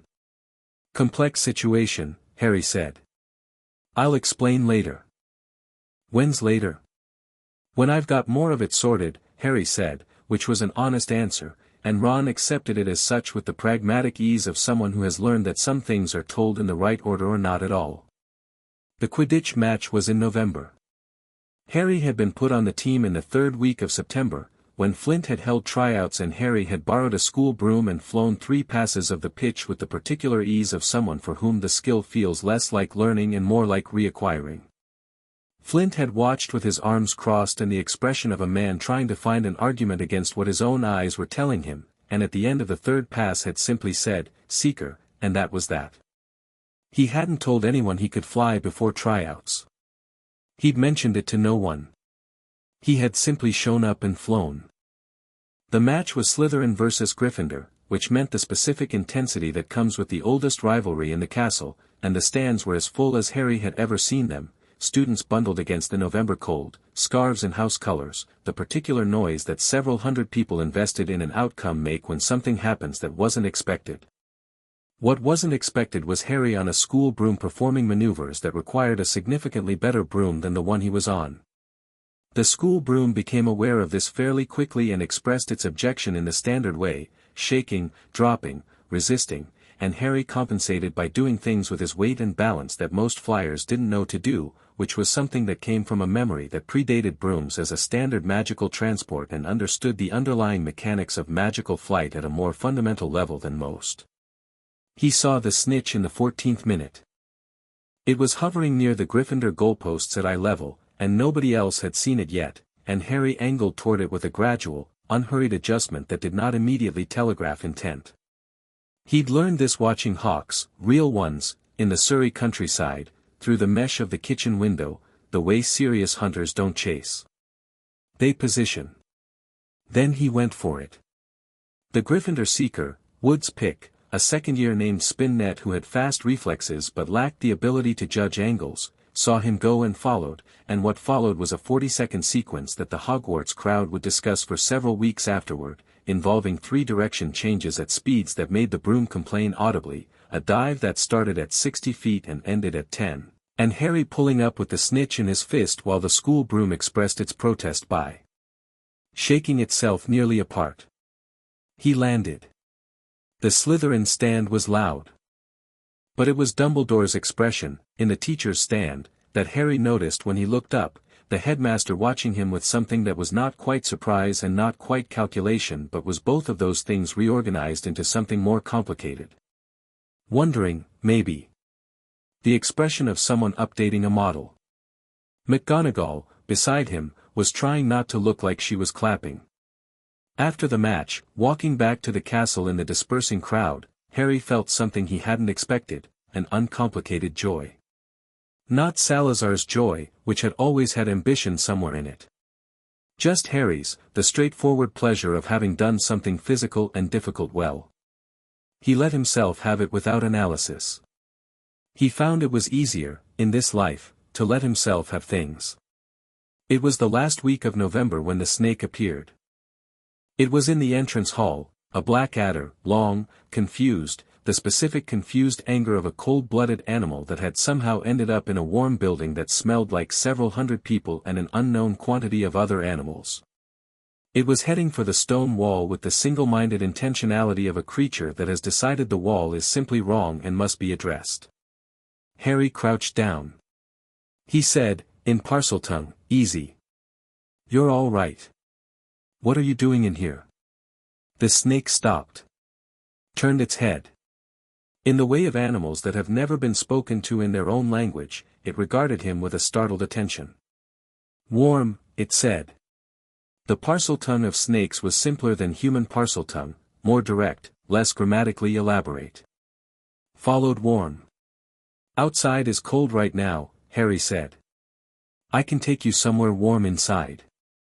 "You speak properly," the snake said, with the approving tone of something that has spent its existence being completely unintelligible to the dominant species and is encountering competence for the first time. "I've had practice." He picked it up. It settled across his wrist with the boneless, immediate ease of a snake that has decided you are structurally acceptable. He stood. The entrance hall was not empty. It was never empty during the day. And the quality of the silence that had fallen in the last 30 seconds was the specific quality of a group of people who have just seen something that requires immediate reclassification of a person they thought they had categorized. He looked up. There were perhaps 20 students visible, a mix of years and houses, mid-afternoon traffic, some of them midway through conversations that had stopped. All of them looking at him. At the snake across his wrist. At the sounds he'd just been making. "Ron, on the stairs," said Harry, "were you just talking to it?" "Yes," Harry said. "In that language." "The hissing." "Parseltongue," Harry said. He looked around at the faces with the calm, open attention that was his default. "The snake's cold. It came in looking for warmth. I'm going to put it near a fireplace somewhere it won't be stepped on." He walked across the hall. The group parted. He went to the door of a small side room that had a fireplace that was usually lit for the portraits, opened it, set the snake carefully in the warm corner near the hearth, told it in Parseltongue to stay away from the door, received an agreement that was roughly as committed as any snake agreement ever is, and came back out. The 20 students were still there. They'd been joined by a few more. The expressions were varied. Some were the expressions of people adjusting, filing the information, processing. Some were the expressions of people who had a framework for Parseltongue and what it meant and were now applying that framework to Harry with a speed that suggested the output was not comfortable. Draco was among the new arrivals. His face was doing the thing it did when he was thinking hard and didn't want people to see him thinking hard. Harry looked at all of them. "Parseltongue's a language," he said, to nobody specifically. "It's the first magical language, older than Latin notation, older than rune-based casting. It connects its speakers to a specific magical current. The association with dark magic is a mythology that developed in the 14th century, mostly as political cover for a series of ministry prosecutions that had nothing to do with dark magic." He paused. "If anyone's interested in the actual history, the library has primary sources. They're misfiled under creature studies rather than magical languages, which is why no one's found them." He walked back toward the staircase. He passed Ron, who was watching him with the steady, honest attention he always brought to things that surprised him. The history bit, Ron said, falling into step beside him. You looked that up. Years ago, Harry said. Right. A beat. Not everyone's going to see it that way. No, Harry said. But the ones who don't are working from a story that's factually wrong, and I can't change that by hiding. Hiding would just confirm the story. Ron thought about this for several steps. That's a very calm way to think about people being afraid of you. It's the accurate way, Harry said. Fear of Parseltongue makes sense given what they've been told. It's not personal. But it affects you personally. Harry looked at him. Yes, he said. It does. Ron nodded, slowly, with the quiet seriousness he reserved for things that mattered. Then I think you handled it well, he said, which was not a complicated thing to say, but was said in the way that made it mean more than the words on their own. Snape asked Harry to stay after potions the following day. He'd been building towards something since the Parseltongue incident. Harry could see it in the quality of Snape's attention, which had been more focused than usual, more specific, as if he was trying to read a text in a language he mostly but not entirely understood. When the class was empty, Snape sat on the edge of his desk and looked at Harry standing in front of him, and there was something different in the room. The performance was entirely absent, which Harry had only seen once before, the night of the first potions lesson. You were sorted into my house, Snape said. Despite being, you. He said it without hostility. Almost analytically. Despite being me, Harry agreed. The Hat deliberated for some time. We had things to discuss. Snape's eyes narrowed. The Parseltongue, he said. It's not inherited. The Potters didn't have it. The Evans line certainly didn't. He paused. I knew your mother. I know, Harry said. Snape's expression shifted, that fast, suppressed thing that happened when Harry demonstrated knowledge he shouldn't have. How? Harry thought about how much to say. He thought about the vault, about the letters, about the monitoring room and the wall carvings and the specific long game he was playing. He thought about Snape, not the performance, not the complexity, but the core of him, which was a man who had been in love with a woman who died and had never stopped paying for it and never wanted to stop, because the paying was the only relationship with her that remained. He thought about his mother. You called her your best friend, Harry said. Before things went wrong between you. Snape was very still. The kind of still that is the opposite of emptiness. The sources I've found, Harry said carefully, suggest she was an exceptional witch. And an exceptional person. A long pause. Snape looked at him with an expression that had no performance in it at all, a raw, worn thing, briefly visible before the shutters came down. When he spoke again his voice was controlled in the specific way of something controlled because the alternative is loss of control. The Parseltongue, he said. The wandless casting McGonagall reported. The staff. He looked at it. What you did in my first class, correcting my assessment of Longbottom, was not the behavior of a boy who knows more than expected. It was the behavior of someone who understands teaching as a system and had identified a specific flaw in my application of it. He paused. That is not an 11-year-old's observation. Harry said nothing. I'm not asking you to explain yourself, Snape said. I'm telling you what I see. Another pause. I'm also telling you that what's happening on the third floor is moving faster than Dumbledore's timeline accounts for. Whatever your involvement in it, and I know you're involved, don't give me that look, be careful. Harry looked at him steadily. Are you? Something crossed Snape's face, surprise, or the ghost of it. What? Careful, Harry said. You're involved too. More than Dumbledore knows, I think. Snape said nothing. The silence confirmed everything Harry had suspected. Professor Quirrell is going to make his move before Christmas, Harry said. The protections on the third floor will slow him down but not stop him.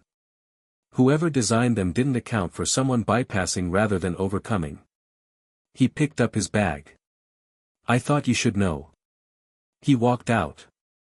Behind him, in the empty potions classroom, Snape sat very still on the edge of his desk for a long time, looking at the door Harry had gone through, and did not move for several minutes.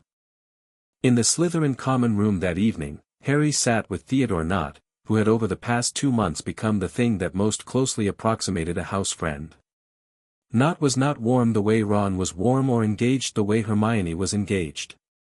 He was precise and quiet and occasionally brilliant in the sideways manner of people who do their best thinking while appearing to do nothing. He read an enormous amount and discussed almost none of it, which Harry respected. Tonight, he was watching Harry with the expression he'd had since September, the one that was perpetually computing something and never quite arriving at a finished answer. Parseltongue, Nott said, without preamble. Yesterday in the hall. Yes.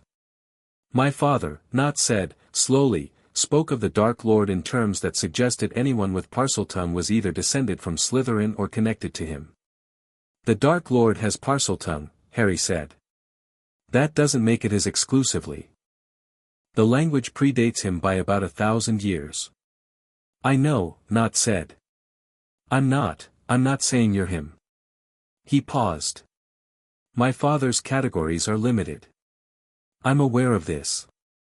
He looked at Harry the way he always looked at him, with a careful, analytical respect that never quite tipped into anything simpler. I'm asking what it actually means. Harry told him.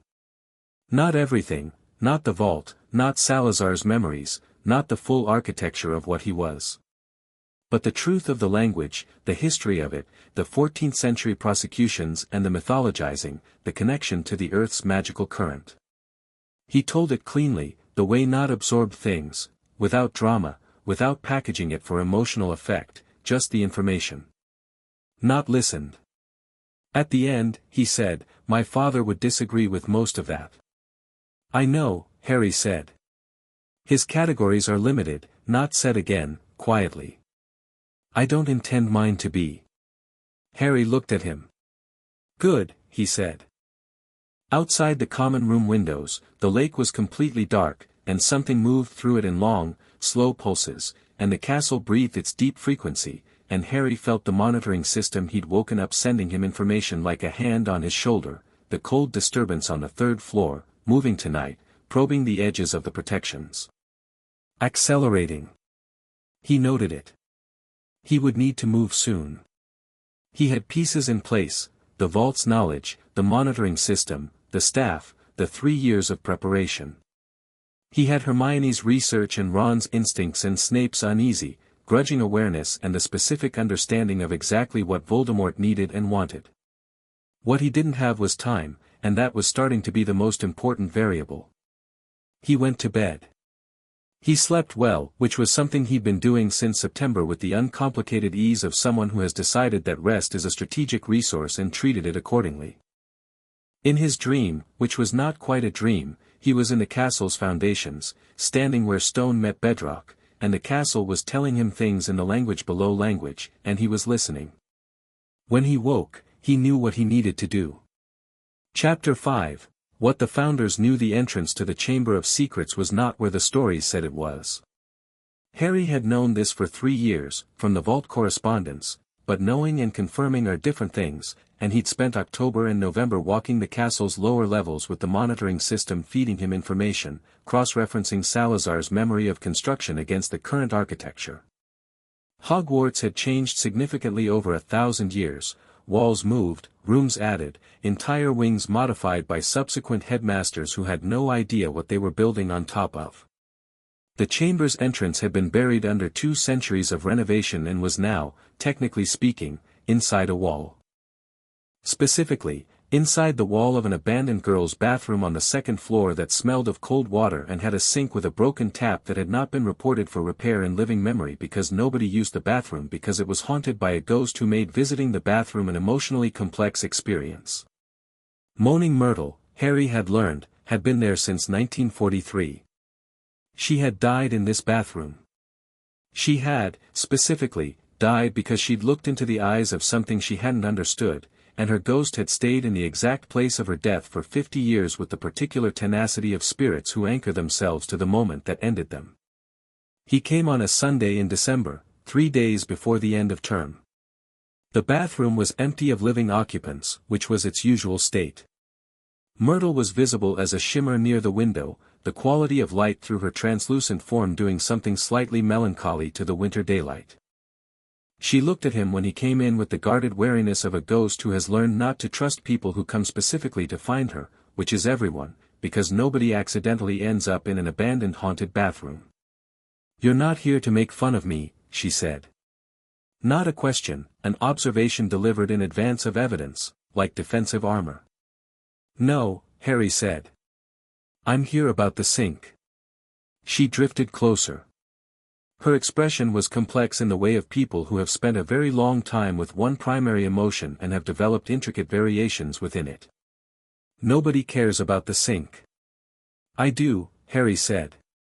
He walked to it, a basin on a pedestal, the tap on the left side with the small carved serpent on its handle that he'd seen in Salazar's memory of installation, placed there not as decoration but as a recognition marker, the same instinct that makes craftsmen sign their work. He crouched and looked at it properly, and the serpent on the handle was green-tinged with age and had its mouth very slightly open. He spoke to it. 2 words in Parseltongue, not a command, because Salazar had never particularly liked commanding things when asking worked as well. More of an introduction. "I'm back." The sink moved. Not dramatically, it didn't crash or shudder. It simply rotated on its pedestal 90 degrees with the smooth, precise motion of something whose mechanism had been so well made 1,000 years ago that 1,000 years of disuse hadn't degraded it, revealing a stone-lined passage descending at a gentle angle into darkness. Myrtle had gone completely still. "I've heard that sound before," she said, quietly. "The night I died." Harry stood and looked at her. He thought about a girl in this bathroom in 1943, a basilisk's petrifying influence coming through a crack in a door or reflected in a puddle, the specific tragedy of being in the wrong place at exactly the wrong moment. He thought about Tom Riddle at 16, who had been brilliant and terrifying and who had opened this same entrance with the same language and done something with it that had cost a girl her life. "I know," Harry said. "I'm sorry. About what happened to you." Myrtle looked at him. She'd been told various things by various people over 50 years, mostly nothing, or mockery, or the distracted sympathy of people who were really thinking about something else. This landed differently. He could see it land. "He was Slytherin too," she said. "The one who opened it before." "I know," Harry said. "He used something Salazar built for a purpose it wasn't built for. That's one of the things I'm here to address." He climbed into the passage. The descent was a spiral, gradual, wide enough for 2 people, carved from the living rock beneath the castle with a precision that Harry recognized as Salazar's specific standard, the one he'd held himself and his students to and which had driven the castle's other construction teams to occasional despair. Every surface was exact. No roughness, no repair marks, no evidence of haste. At the bottom, a door. Not stone this time but iron, set into the rock, covered from corner to corner in carved serpents that were doing exactly the same thing the sink's tap serpent had been doing, not decorative, not threatening, but present, the way significant things are present. He spoke to them, and they moved aside. The chamber opened up. It was large, the memories had told him this, but memories compress things the way dreams compress things, and the actual scale of it was still a surprise. Long, columned, with a channel of water running down the center that was lit from below by something phosphorescent in the rock itself. The columns were serpent-figured, 4 pairs of them, each pair different, the 4 houses, he realized, a design choice he'd made in the original construction that nobody would ever have known because nobody had ever been down here who understood what they were looking at. At the far end, behind a second set of iron gates, a stone face built into the wall. His own face, rendered in the serious, formal style of a man who has decided posterity needs to know exactly what he looked like. He looked at it with the specific awkwardness of encountering a very unflattering portrait of yourself. It was the mouth of the statue that mattered. That was what had been used in 1943, and again in 1992 in whatever timeline the stories implied. He walked to the gates and opened them with Parseltongue, and he stood in front of the statue and looked at the open stone mouth, and he said, "Clearly, there is no basilisk." He said it for Myrtle, mostly, who wasn't there, but needed it to be true. There hadn't been a basilisk in the original construction. The chamber had not been built to hide a monster. It had been built to hide knowledge, the same instinct that had put the scrolls in Vault Zero but applied to the things too large or too structural to transport. Salazar had understood that the wizarding world was going to go through periods of deliberate forgetting, of institutional suppression, of the organized destruction of knowledge that someone in power had decided was inconvenient. He'd built a room under the school specifically so that the things worth preserving would outlast the people trying to eliminate them. The statue's mouth contained a cavity. He'd known this from the memories but hadn't been sure how it was accessed, because the memories here were fragmented. The last time he'd been in the chamber had been weeks before his death, and he'd been old and tired and the memory had the quality of things done in haste. He looked at the carved stone face and said, in Parseltongue, "Open what matters." The mouth opened wider, not a snake's emergence, just the cavity revealed, cut into the stone behind where a tongue would be. A shelf, essentially. Deep enough to put things on, sealed by the same principle as the vault, requiring blood and voice. He pressed his thumb to the stone lip and let a drop of blood fall and waited. What was on the shelf was not large. He'd been expecting large, given the size of the room, and the reality was a box the size of a thick book, made of stone, sealed with a flat disc of metal engraved with an Ouroboros identical to the one on Vault Zero's door. He lifted it. It was heavier than it looked, the way things are when they contain something that doesn't want to be disturbed. He carried it out, through the gates, down the chamber's length, back to the ascending spiral. He carried it up to the bathroom, past the sink now returned to its position, past Myrtle who watched him emerge with wide, silver eyes. "You came back up," she said. She sounded slightly surprised. "Of course," Harry said. He didn't. "The other one." She looked at the box. "Is that what he was looking for?" "No," Harry said. "He was looking for a weapon. This is something else." He paused. He thought about Myrtle in this bathroom for 50 years, anchored to a death that had been someone else's choice. "You don't have to stay here, you know. There are other parts of the castle. I'm used to here. You could get used to somewhere better." She stared at him. "Why do you care?" "Because you've been here since 1943 and nobody has said that to you," Harry said. "It seems worth saying." He left her with an expression that was doing something complicated and new, and walked down the corridor toward the stairs, carrying the stone box under his arm. He'd open it in the vault. It felt right to open it there, to let Salazar's things be received in a place that was Salazar's. Some instincts were worth following. It was Hermione who found him on the stairs. She'd been looking for him, that was clear from the directed speed of her arrival, and from the fact that she had a book under her arm and an expression that meant she'd found something significant and had been containing it since finding it, which was a specific kind of pressure that Hermione did not manage well for extended periods. "Nicholas Flamel," she said, before he could say anything. "What about him?" "He's 665 years old," she said. "The stone keeps him alive. If someone stole it or destroyed it, he and his wife would die." She looked at him. "Which means whoever's trying to take it isn't just trying to achieve immortality for themselves. They're choosing to end two people who've been alive for 6.5 centuries. She paused. "That's a specific kind of ruthless." "Yes," Harry said. "It is. And it's moving. Whatever it is that's been disturbing the third floor, Quirrell's been visiting it. I've been watching his pattern. He goes 3 times a week now, up from once. The frequency is accelerating." Harry thought about the monitoring system's overnight data. "I know," he said. "We've got maybe 2 weeks." Hermione looked at the box under his arm. She looked at the stone dust on his knees from the chamber floor. She put it together with the speed that was her most remarkable quality. "Where were you?" Somewhere that needed visiting, Harry said. I'll tell you properly when there's time. Right now, where's Ron? Practicing chess in the common room, because he's got nothing else to do and it drives everyone slightly mad. Harry almost smiled. Go get him. Library, 20 minutes. I need both of you. He went to the vault first, a quick trip, the staff pulsing warm in his hand as he descended, the familiar cold of the lower tunnels. He set the stone box on the central workbench and didn't open it yet. He just pressed his palm flat on the lid and felt what was inside, not magic exactly, more like the residue of intense intention, the way a room feels after a very serious conversation has happened in it. He'd open it that evening. He had things to do first.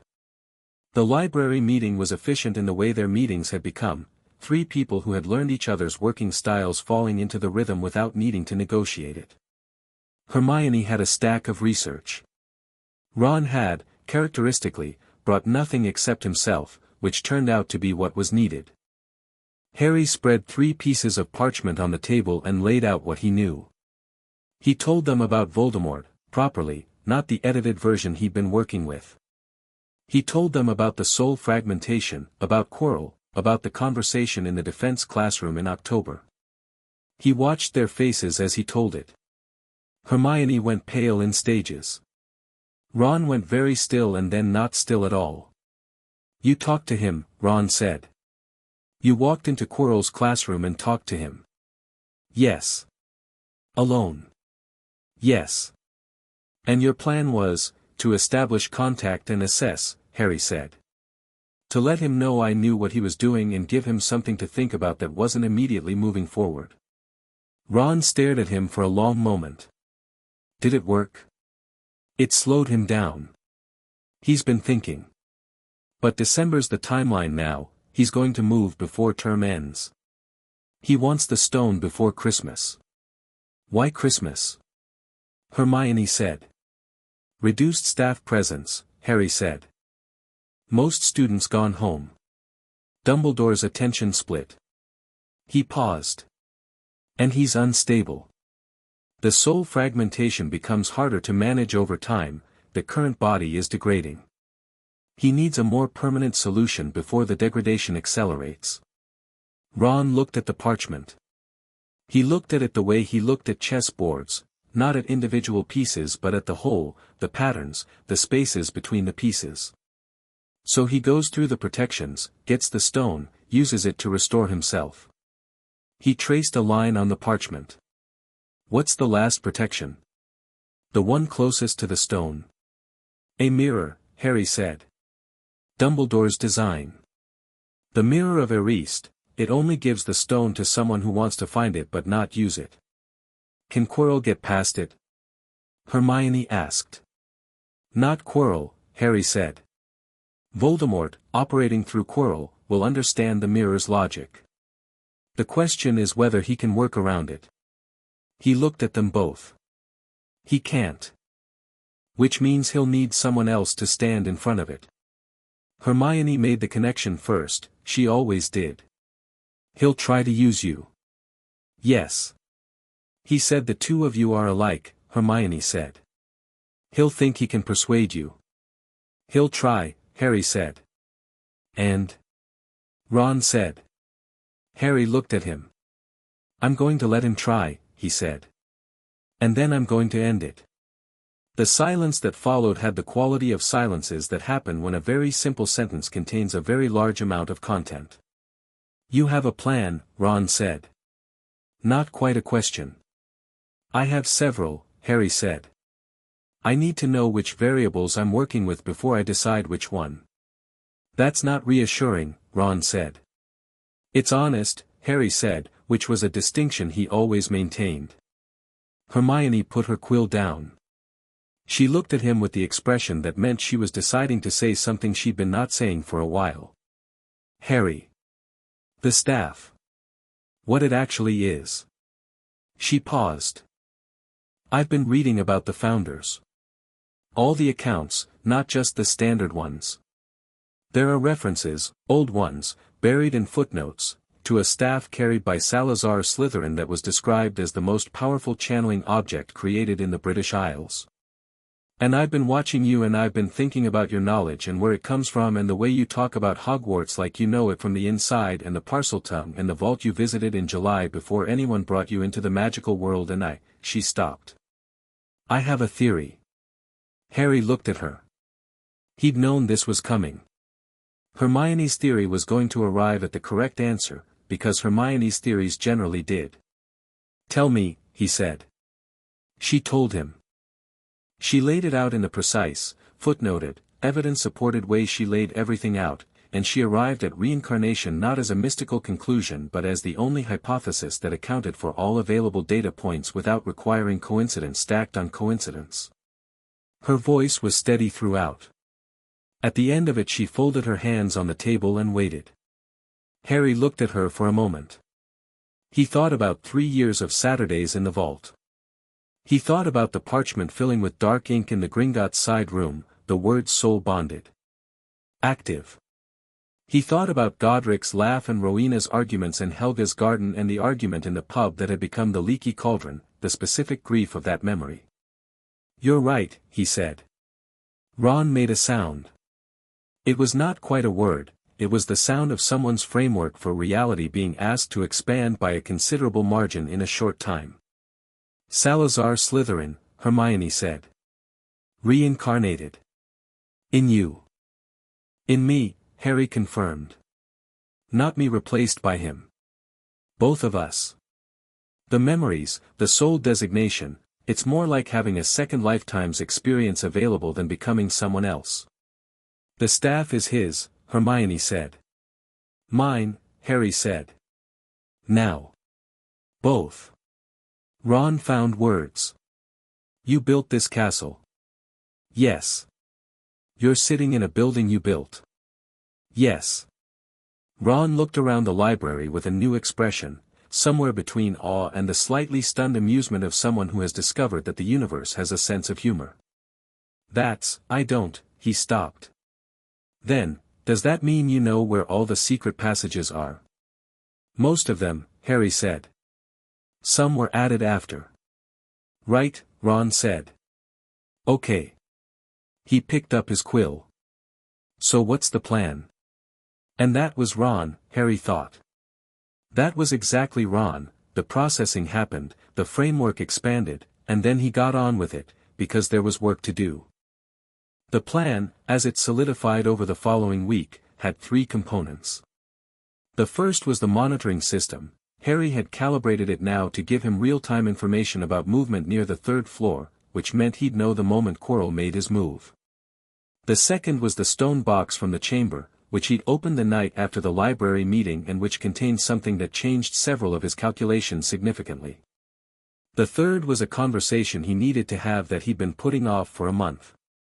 He'd opened the box in Vault 0, alone, with the staff in his hand and Salazar's memories present in the background the way they always were now, not intrusive, just available. The lid came off with a sound like a very long breath finally exhaled. Inside, on a bed of what appeared to be preserved moss that was still impossibly green after 1,000 years, was a single piece of folded parchment and a small vial of something silver that was neither liquid nor gas but moved between the 2 states like something that hadn't decided yet. The parchment, in Salazar's hand, the handwriting he recognized from 1,000 documents in the vault, compressed and precise and slightly impatient, read, if you are reading this and you are me, then you know what the silver is. If you are reading this and you are not me, then this document will have no further content. The silver contains the last memory I chose not to keep in my body, the one about the choice I regret most, which is not the one everyone will say it was. I leave it here for myself because I suspect I will need to see it clearly the second time to understand what the first time was actually about. It is about Godric. It is not about the students. I was wrong about the students. I was not wrong about what I was afraid of, but I was wrong about the solution. The solution should have been more, not less. More inclusion, not less. More trust, not fear. I know this now. I hope when you find this you have known it longer. Harry sat in the vault for a long time. The vial of silver sat in the palm of his hand and caught the torchlight and moved through its not quite liquid, not quite gas states, and he thought about an old man writing a note to himself across 1,000 years and hiding it under the school he'd built so he could find it again in the next life. I was wrong about the students. The solution should have been more, not less. He pocketed the vial. He would use the pensieve in Dumbledore's office. He'd seen it there, on his one visit to the headmaster, and had recognized it immediately for what it was, because Rowena had been the one who first theorized the design. He'd use it eventually. Not yet. But eventually. The conversation he'd been putting off was with Dumbledore.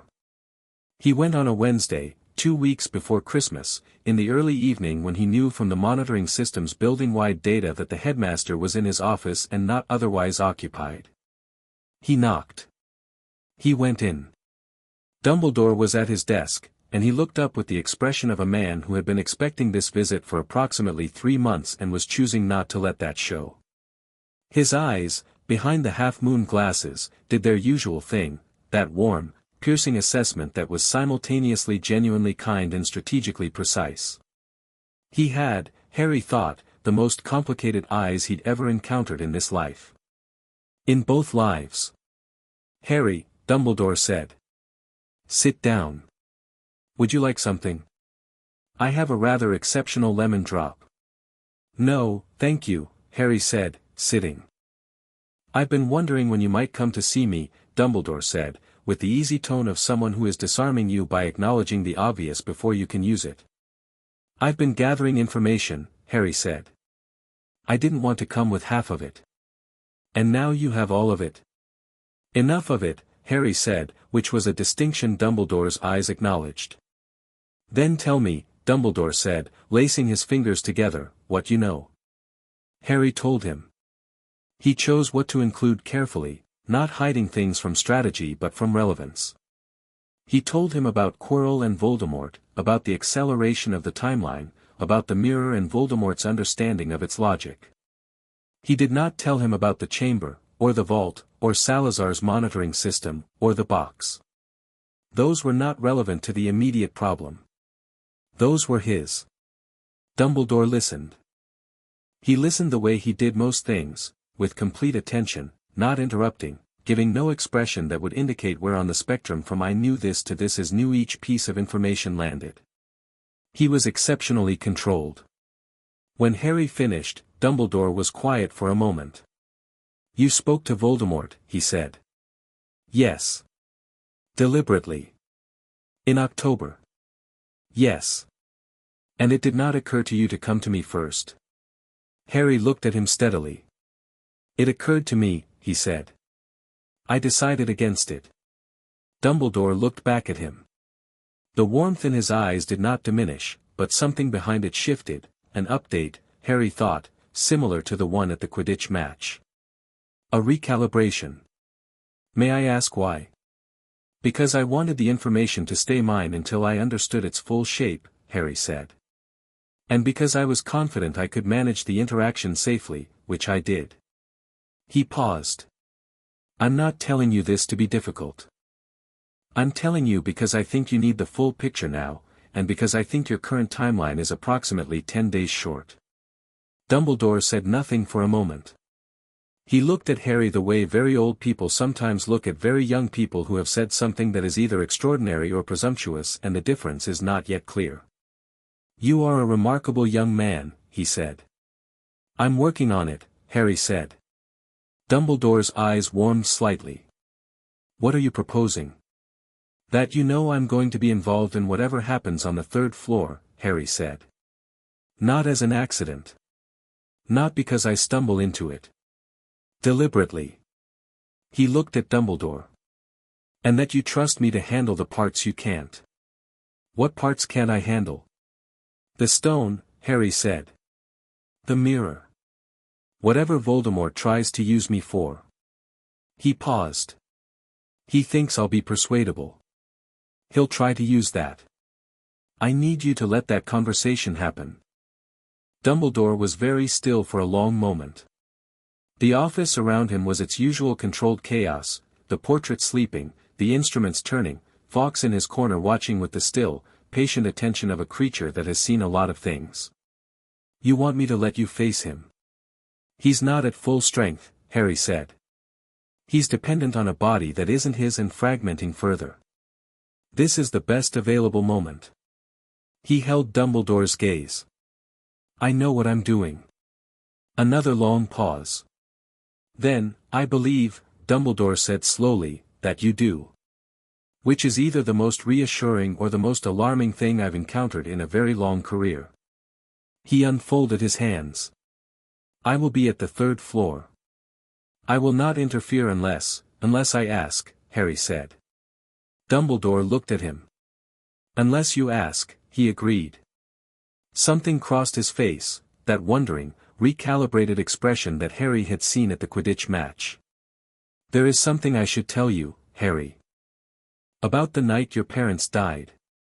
"About the Horcruxes," Harry said. The word landed in the room the way significant words do, with physical weight, the air around it going briefly denser. Dumbledore stared at him. For the first time in the conversation, his composure slipped, not dramatically, not the shattering of anything, just a hairline fracture, visible for about 2 seconds before he reassembled it. "Where did you learn that word?" "Salazar's theoretical texts," Harry said. "Soul magic and its corruption." He identified it as a theoretical possibility and documented why he considered it unconscionable. He paused. "I know what I am. I know what the curse left in me. I've known for approximately 2 years." Dumbledore was very quiet. He looked at Harry with an expression that had lost all of its management, just a very old man who has been carrying a weight that he understood, finally, was not entirely his to carry, seeing clearly for the first time that it might have a different shape than he thought. "What are you going to do?" Dumbledore said. His voice was different. Quieter. Less headmaster, more human. "Not what you were planning," Harry said. "There's another way. I've been working on it." He met Dumbledore's eyes. "I'm not going to die for this. I want to be clear about that." Dumbledore closed his eyes briefly. When he opened them, something in his face had changed, not relaxed, because men like Dumbledore do not simply relax, but settled, as if a particular tension had shifted to a different place. "No," he said. "I don't suppose you are." Harry stood. 10 days, he said. "When it moves, it'll be at night. I'll know before you do." He walked to the door. He stopped. He turned back, because there was one more thing and it was not strategic, it was just true. "You loved them," Harry said. "My parents. Not as pieces in something. Actually loved them." Dumbledore looked at him for a long moment. "With everything I had," he said quietly. "I know," Harry said. "I can see it. The way you built the protections. The way you think about it." He paused. "Thank you. For that. For caring about them that much." He left before Dumbledore could say anything, which was deliberate, not unkind, but deliberate. Some moments closed better without a response. Walking back through the castle, staff in hand, the evening dark pressing against the corridor windows and the stones beneath him telling their quiet frequency of 1,000 years, Harry let himself feel the full weight of the conversation. The Horcrux. He had known about it for 2 years and had been working on it, Salazar's soul magic texts and 3 years of vault scholarship and the specific, uncomfortable application of understanding fragmentation to himself, to the cold dark piece of someone else's soul that the killing curse had lodged in his scar the night his parents died. He knew how to remove it. It was going to hurt. It was going to be the most difficult piece of magic he'd ever attempted, and he was going to do it himself, because the alternative was worse. He'd been building toward it all year, the preparation folded into everything else, and he was almost ready. Almost. In the Slytherin common room, Nott was in the usual chair, not reading for once, just watching the lake. Draco was at the desk working on transfiguration homework with the serious application he brought to academic work when he thought nobody was watching. The fire was going, and the green light was doing its underwater thing, and it was December and home felt very far away for most of them, and close in a different way for Harry, who had never had a home and had somehow built one without noticing. He sat by the fire. He didn't say anything. After a while, Draco looked up from his homework. He said, "Malfoy manners awful at Christmas. My father gives speeches." "About what?" Harry said. "Blood purity. Loyalty. The importance of correct association."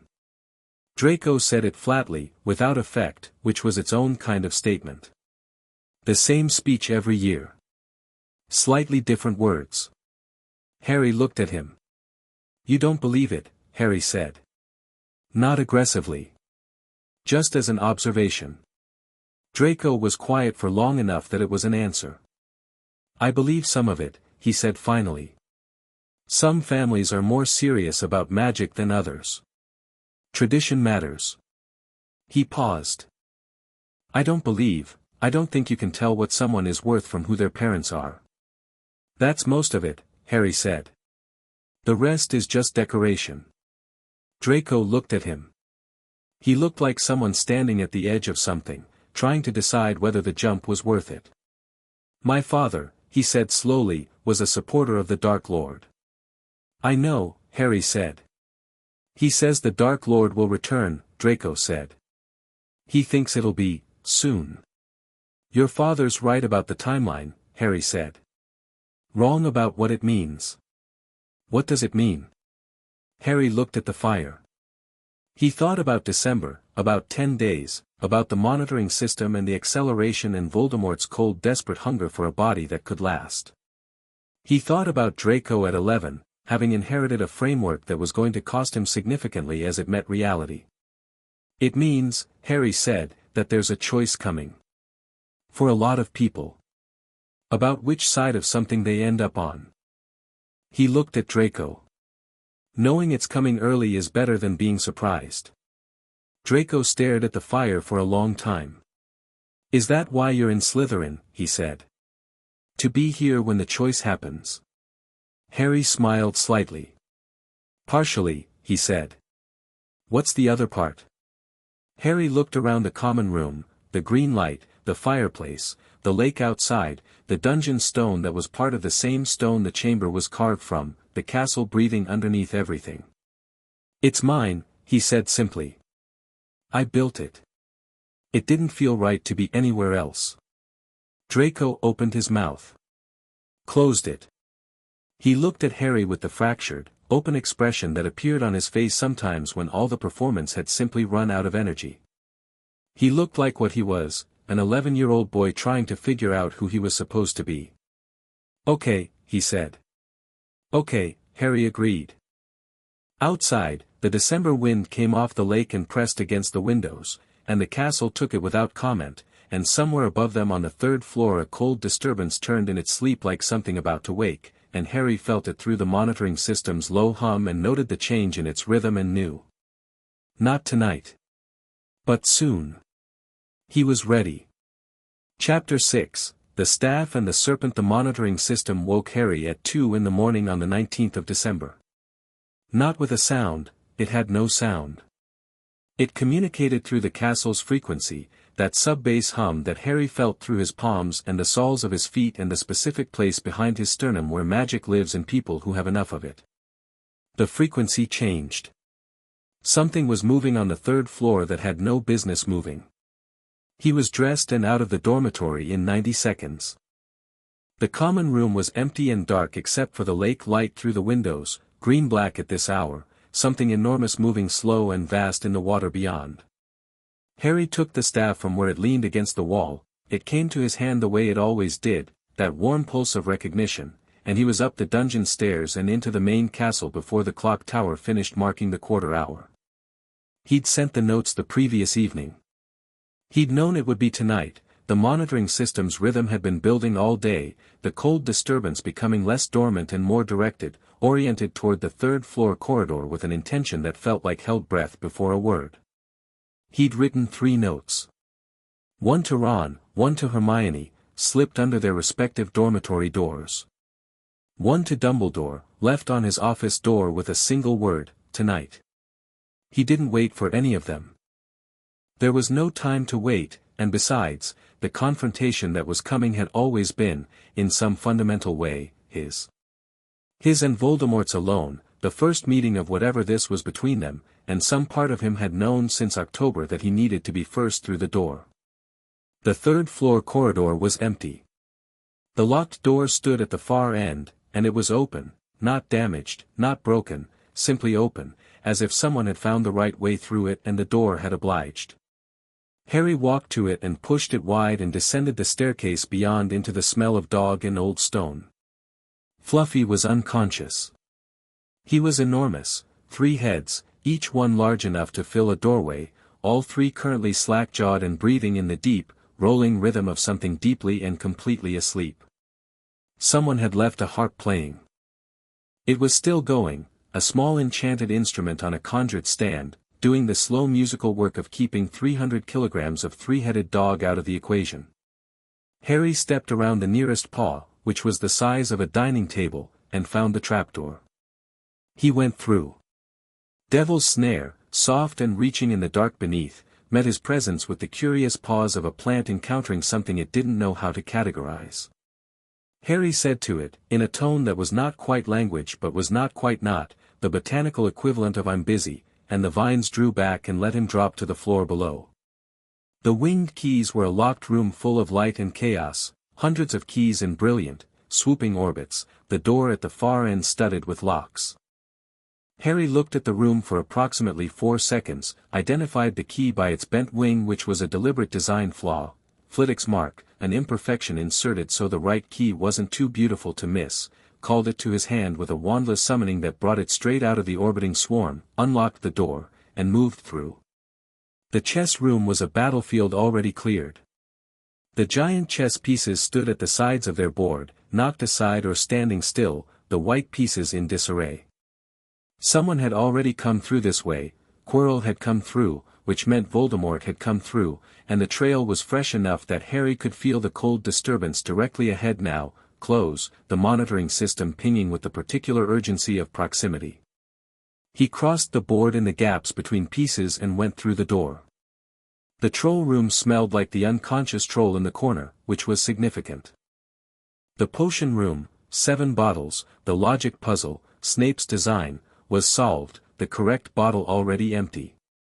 He went through the fire and into the final chamber. The mirror of Eriste stood alone in the center of a large stone room, its gilt frame catching the torchlight, its surface showing nothing to Harry at this distance except the room he was standing in, which was not quite accurate. Mirrors like this didn't show rooms. They showed interiors. Quirrell stood in front of it. He was not performing. That was the first thing Harry registered, the nervous stammer, the anxious flinching quality, all of it gone.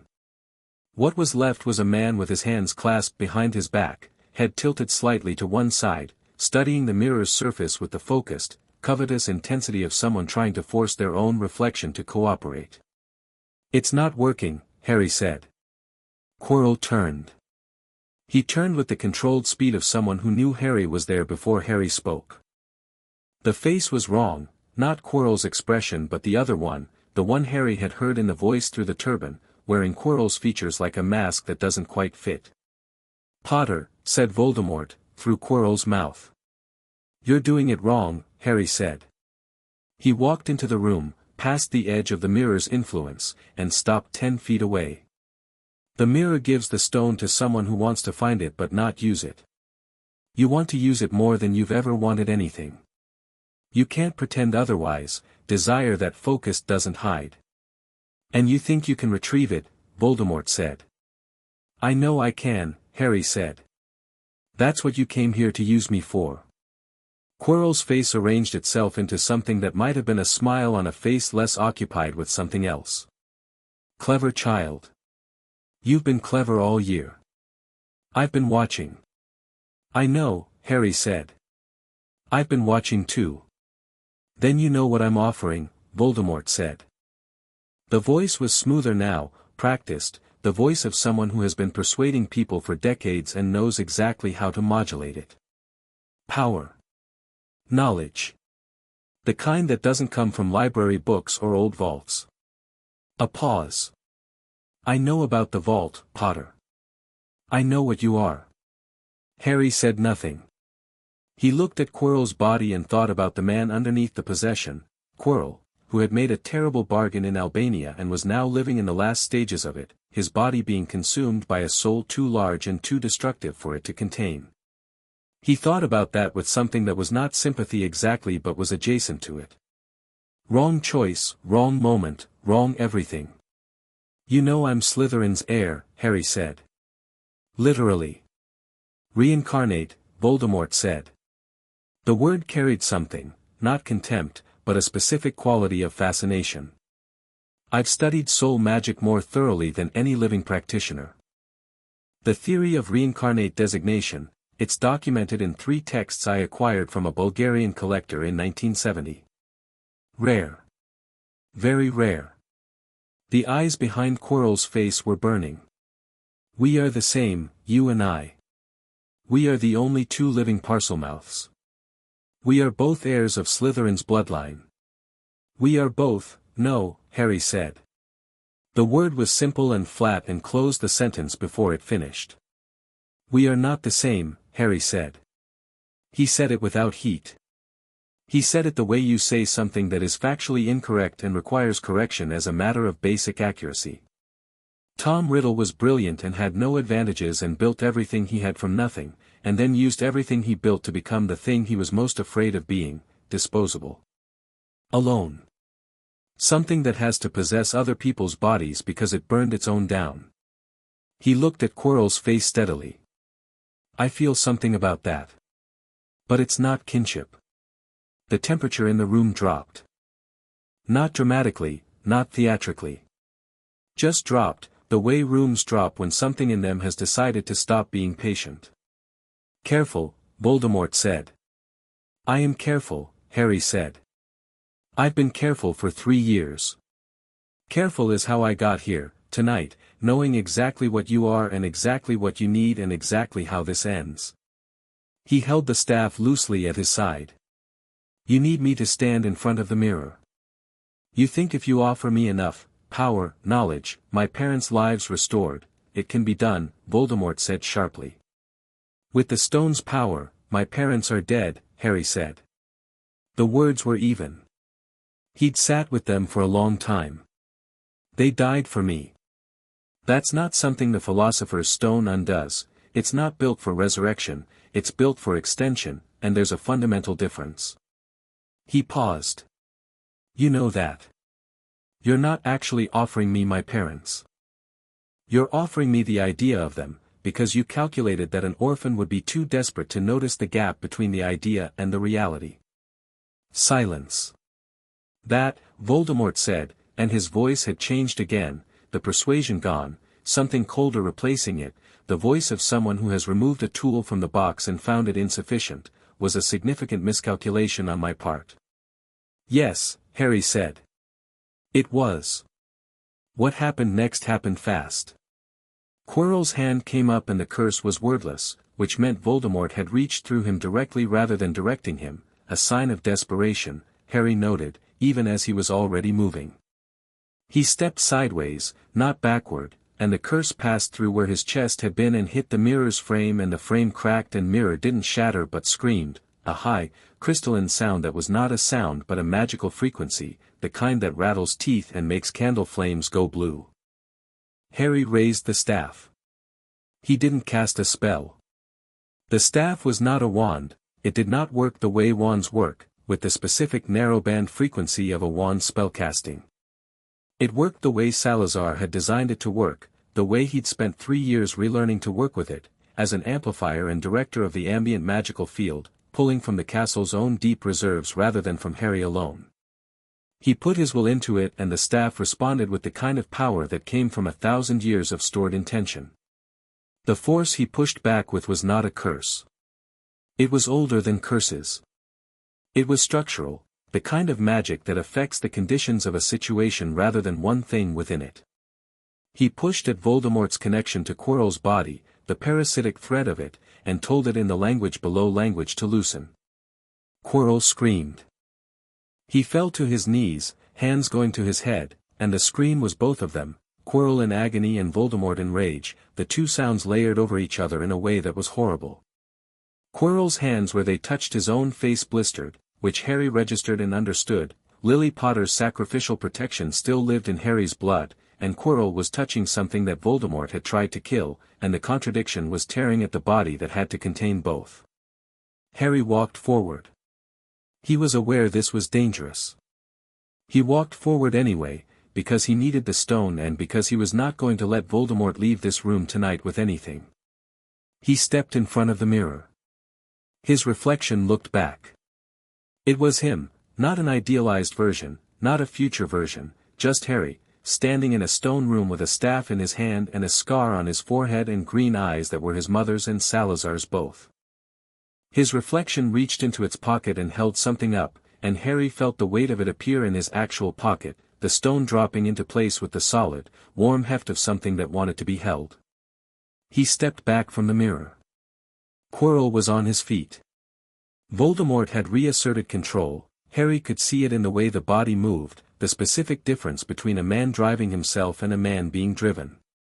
Quirrell moved toward him with the direct, purposeful motion of something that has decided that the time for conversation is past.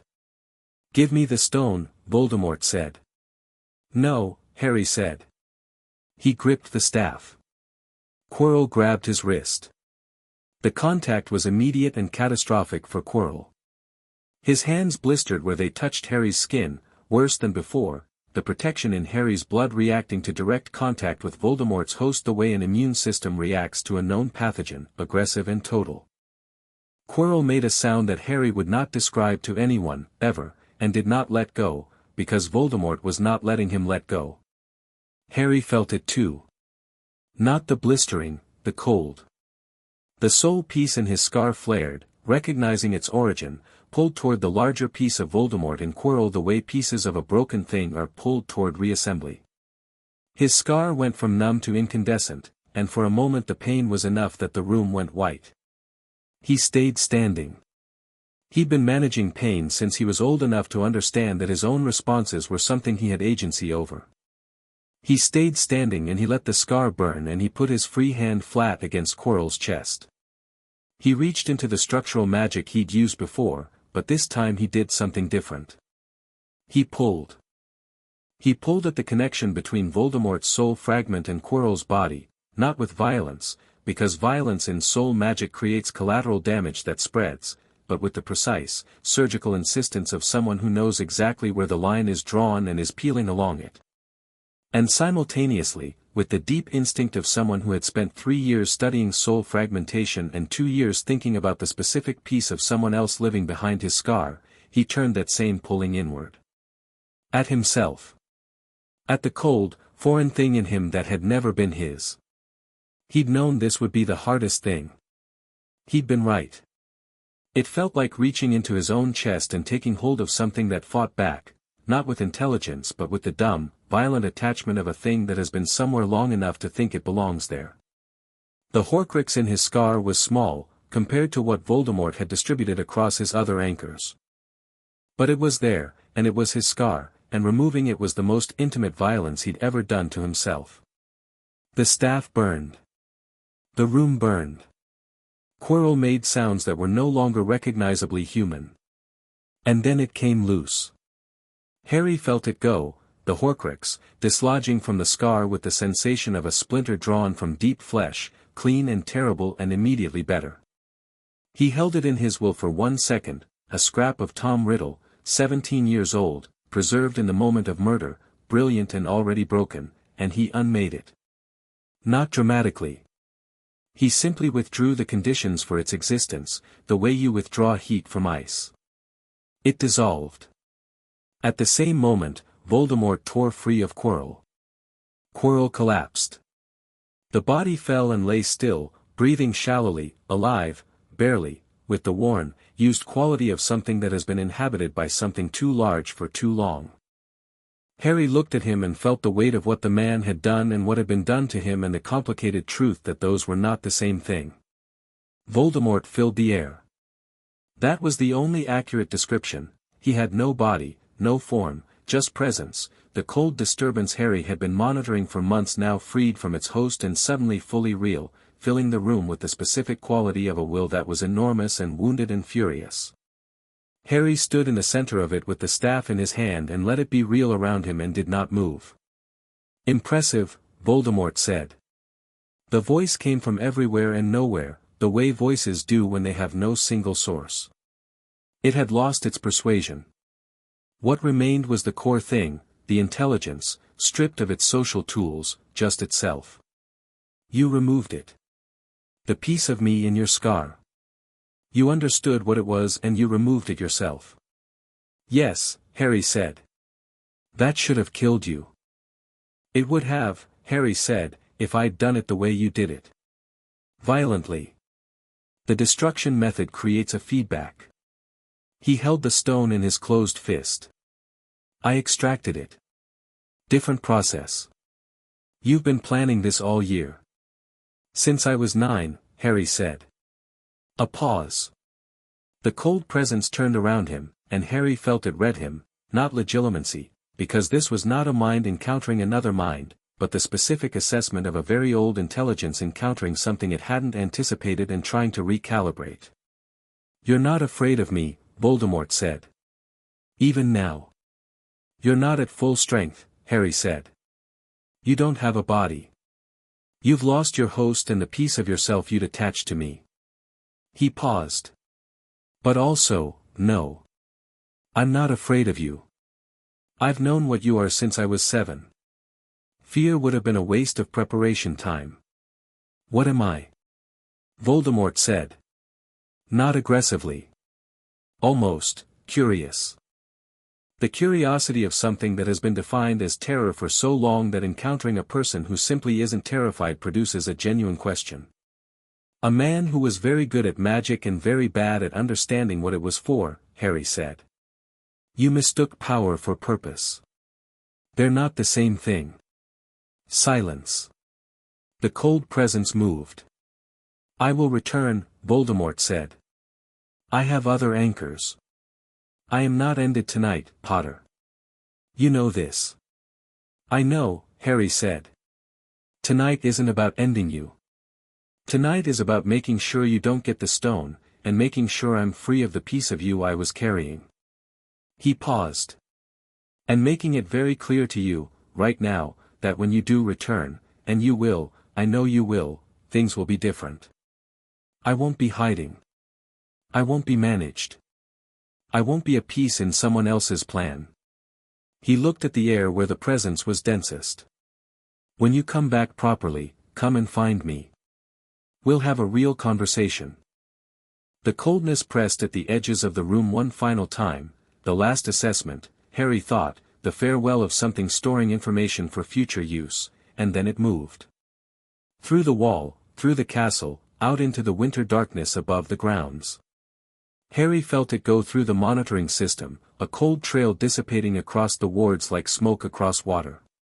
He let out a breath. He stood in the room alone for a moment with the stone in his hand and Quirrell on the floor and the cracked mirror standing at the far end and the ordinary silence of a castle at 3 in the morning settling around him. Then he crouched beside Quirrell and checked his pulse, which was present and weak, and said, "I've got you. You're still here." Quirrell's eyes opened slightly.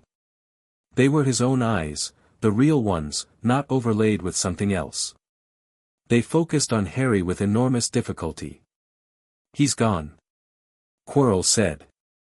"For now," Harry said. Quirrell looked at the ceiling. He had the expression of someone waking from something enormous and not yet fully believing in the waking. "I thought," he started. Stopped. "I thought he would give me things. Power. Recognition." "I know," Harry said. "I was wrong." "Yes," Harry said. He didn't embellish it or soften it. Quirrell had made a choice that had cost him severely, and honesty was a better gift than comfort. "But you're alive. That's something to work with." The door opened behind him. Dumbledore came through it with McGonagall and Snape at his flanks, the three of them taking in the room in rapid sequence, Quirrell on the floor, the cracked mirror, Harry crouching with the stone in his closed fist. Dumbledore's eyes went to the stone first. Then to Harry's face. Then to Harry's scar, which was no longer cold, no longer the specific temperature of the Horcrux, just a scar. Something happened in Dumbledore's face. Something enormous and old and relieved and still, with the particular expression of a man who has carried a terrible plan for a long time and has just discovered, against his most guarded hope, that the terrible plan might not be necessary. Harry stood. He held the stone out. "This should go back to Flamel," he said. "Quickly. The protection it provides him is time-sensitive." Dumbledore took it with a hand that was, Harry noticed, not entirely steady. "Yes," he said. "It will." He looked at Harry over the stone. "Are you hurt?" "No," Harry said. Then, more honestly, the scar. The piece of Voldemort that was attached to it. "I removed it." Dumbledore closed his eyes. He held them closed for 3 seconds, which was a long time for Dumbledore. When he opened them, the expression Harry had glimpsed was gone, replaced by the usual composed warmth, but Harry knew what was underneath it now. McGonagall was looking at Harry with an expression that was past assessment and well into something else, something that had no word in the standard vocabulary of a Transfiguration professor's relationship with a student. She opened her mouth once and closed it. Snape looked at Quirrell, then at Harry, then at the staff. His expression was unreadable in the specific way of Snape's expressions that are working very hard. "The stone," he said, to Dumbledore. "I'll arrange the transport." He stepped forward and crouched beside Quirrell, and what he did, taking the man's pulse, turning his face to check his pupils, the quick efficient assessment of someone who knows what a recently unpossessed body looks like and what it needs, was without performance. Just competence. Harry watched it and thought about the man underneath the complexity one more time and decided his original reading had been correct. Ron and Hermione arrived 20 minutes later, through the trapdoor, having navigated Devil's Snare and the winged keys and the chess board with a combination of Hermione's logic and Ron's practical courage that Harry could reconstruct entirely from their respective expressions upon arriving, Hermione slightly singed from the snare, Ron with a cut on his cheek from a chess piece that had not cooperated, both of them looking at the aftermath of the room with the expressions of people who had arrived slightly too late to the main event and were processing the evidence in its place. Hermione looked at the cracked mirror. The unconscious Quirrell being levitated by Snape's wand. Harry, standing in the middle of it all with no visible damage except the fading redness around his scar. "You did it," she said. "Yes. Everything. Including the other thing," Harry said. She made a sound that was not quite relief because it had been managing itself as determination for too long to switch registers quickly. She pressed her hand flat against her mouth for a moment, and then removed it, and said, in the precise, controlled voice of someone who is absolutely not about to cry, "Good. That's good. That's," she stopped. "Good." Ron looked at Harry with the steady, honest attention he always brought to the things that mattered.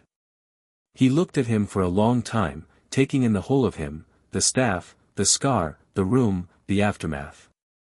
Then he said, very simply, "All right?" "Yes," Harry said. Actually, Harry said. Ron nodded. That was enough for him. That was always enough for him. They went upstairs.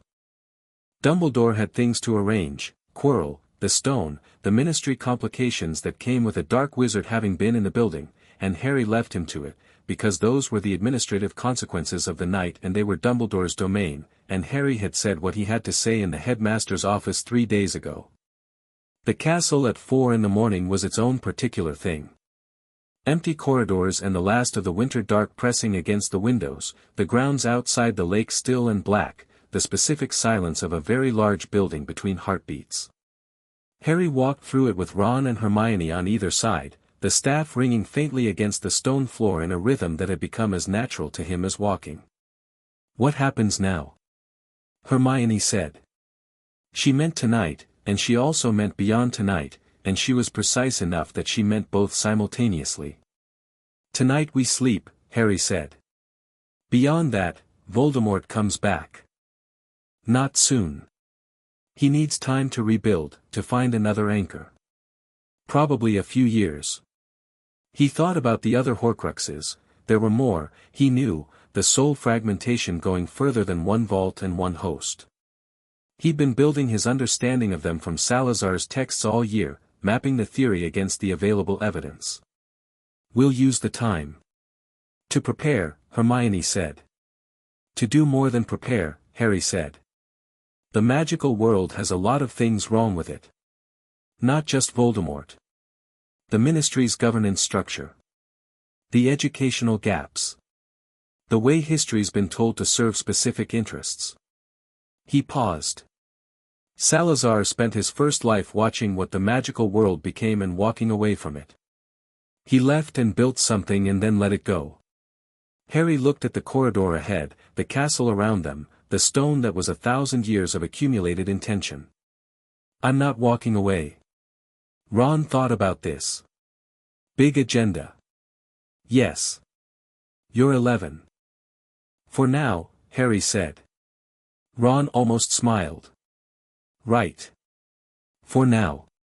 He looked sideways at Harry with the expression he'd worn since September, the one that was still computing, still finding the shape of the thing it was looking at, but had long since decided that whatever shape it was worth following. I'm in. Obviously. I've been in since the train. I know, Harry said. I counted on it. Is that gratifying or slightly presumptuous? Both, Harry said. You knew too. Ron conceded this with a slight tilt of his head. He had known. He'd known on the train that Harry was something that didn't have a standard category, and he'd decided in the way he decided most things, quickly, from instinct, without needing all the information in advance, that the right response to that was not caution but company. Hermione, on Harry's other side, walked in the thoughtful silence she carried when she was integrating new information into a framework she was actively rebuilding. She'd been rebuilding it since October, possibly since September. She'd rebuild it again tomorrow when she'd had sleep and could apply full analytical capacity. This was how she worked, honestly, rigorously, without attachment to the version of the framework she'd had before. The other Horcruxes, she said. You know about them. Yes. How many? I have a working estimate, Harry said. I'll share it when I've confirmed the details. He glanced at her. I'll need your research skills. There are sources that require significant cross-referencing. The vault has primary documents that haven't been seen by anyone in living memory, and the library has secondary sources that are mostly wrong but useful for identifying the gaps in the official account. Hermione was already thinking about it. He could see the reorganization happening in real time. The vault, she said. Gringotts. Yes. The one you've been visiting since you were 7. Yes. Which is Salazar Slytherin's personal archive. Yes. She absorbed this. I have a lot of questions. I know, Harry said. We have time. They reached the staircase to the dungeons. Harry stopped. He looked back at the castle stretching above and behind him, the corridors, the moving staircases, the portraits settling back into sleep, the ceiling enchantments doing their work, the whole enormous accumulated structure of a place that had been built to outlast its builders and had succeeded. He thought about Salazar in the final years, the old man in the West Country house, looking at the world he'd helped make and measuring the distance between the intention and the result. Thinking about what he'd undo if he could. The note in the chamber, the solution should have been more, not less. He thought about himself at 7, in a cupboard under the stairs, learning to be calm about things he couldn't change. He thought about the first time he'd held the staff and the flood of memories that had come with it, Godric's laugh, Rowena's arguments, Helga's garden, the cold morning he'd walked away from Hogwarts with the frost on the grass. He was not walking away. Not this time. Get some sleep, he said to Ron and Hermione. We've got a lot of work ahead. Starting when? Ron said. After breakfast, Harry said. I'm not unreasonable. He went to the Slytherin common room alone, the last stretch, down the dungeon stairs and through the stone door and into the green underwater dark. The fire was banked low, casting just enough warmth to make the room feel inhabited rather than empty. The lake outside the windows was beginning to show the first grey suggestion of dawn, hours away yet, but beginning. He sat in his usual chair and put the staff across his knees and was quiet for a while. The castle breathed around him. The monitoring system ran its quiet diagnostics, the signatures of the building all present, all normal, the cold disturbance on the third floor simply gone, not suppressed or managed but genuinely absent, the space it had occupied returning to the ordinary temperature of stone and old magic. His scar was cool.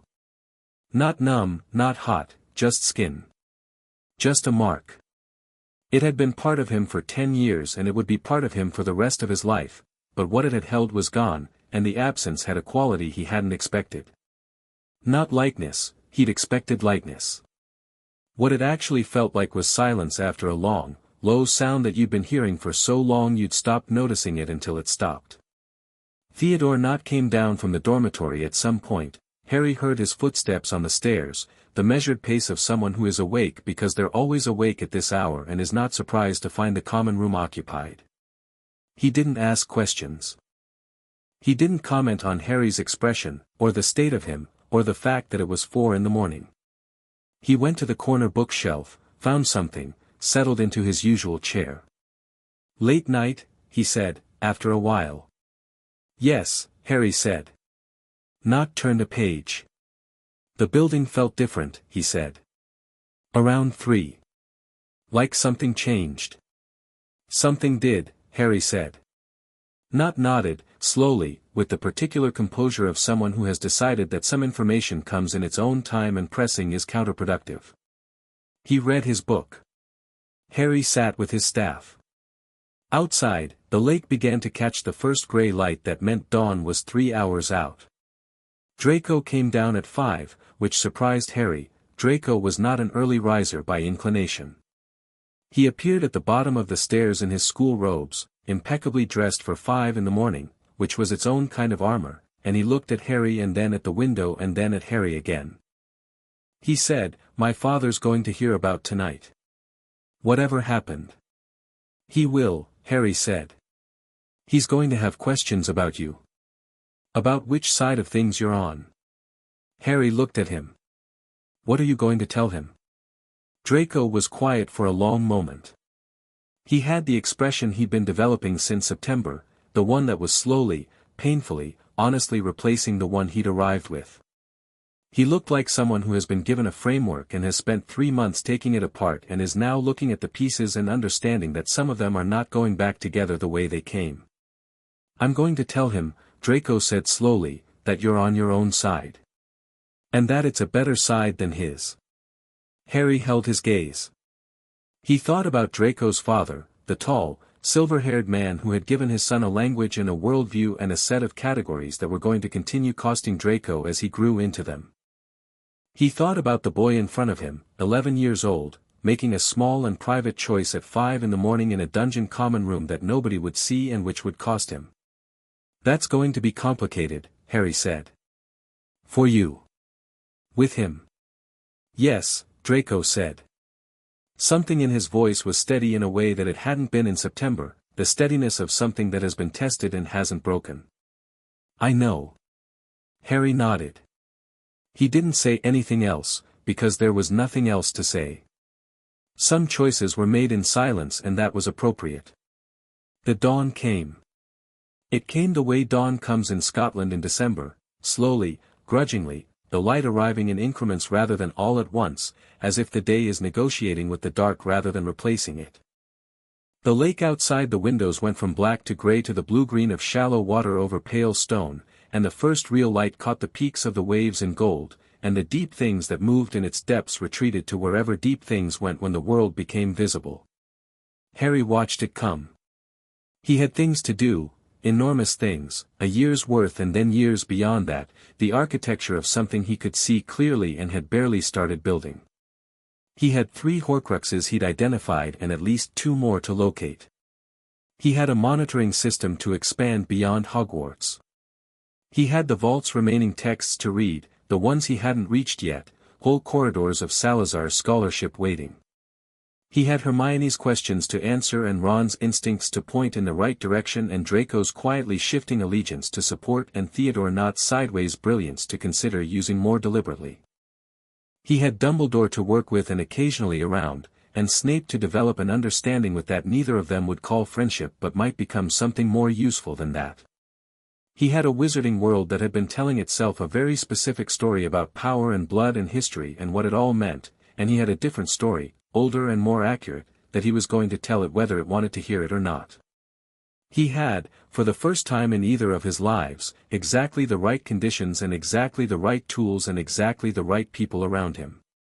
He sat in the early morning light of the castle he had built 1,000 years ago and returned to now, and he felt the stone beneath him and the staff warm across his knees and the scar cool and clean on his forehead, and he let himself be, for exactly one moment, at rest.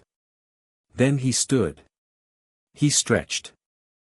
He ran a hand through his hair, which was doing what it always did regardless of his feelings about it. He was hungry, because it was nearly 6 and he hadn't eaten since dinner and he'd done the most complex magic of his life in the intervening hours. "Breakfast in an hour," he said, to the room in general. Nott looked up from his book. "The kitchen access tunnel is behind the portrait of the sleeping badger on the second sublevel," he said. "If you don't want to wait for the hall." Harry looked at him. "You know about the kitchen tunnel." "I know about most things," Nott said, mildly. "I just don't mention them until relevant." Harry almost laughed. He hadn't expected to almost laugh, at 6 in the morning at the end of a night like this, and the almost laugh felt like the most honest thing that had happened in hours. "Come on, then," he said. "Show me." Nott unfolded from his chair with the languid ease of someone for whom early morning was native territory, put his book away with precision, and walked to the common room door. Draco, after a moment's hesitation that was really just pride negotiating with itself, followed. Harry followed them both, staff in hand, out into the dungeon corridor and deeper into the castle's lower levels, the stone around him familiar and alive in his, built 1,000 years ago and still standing, still serving the purpose it was built for, and ahead of him, beyond the kitchen tunnel and the morning and the coming days and years, everything that remained to be done. He was not Salazar Slytherin, who had built something beautiful and left it. He was Harry Potter, who had come back, and who was staying.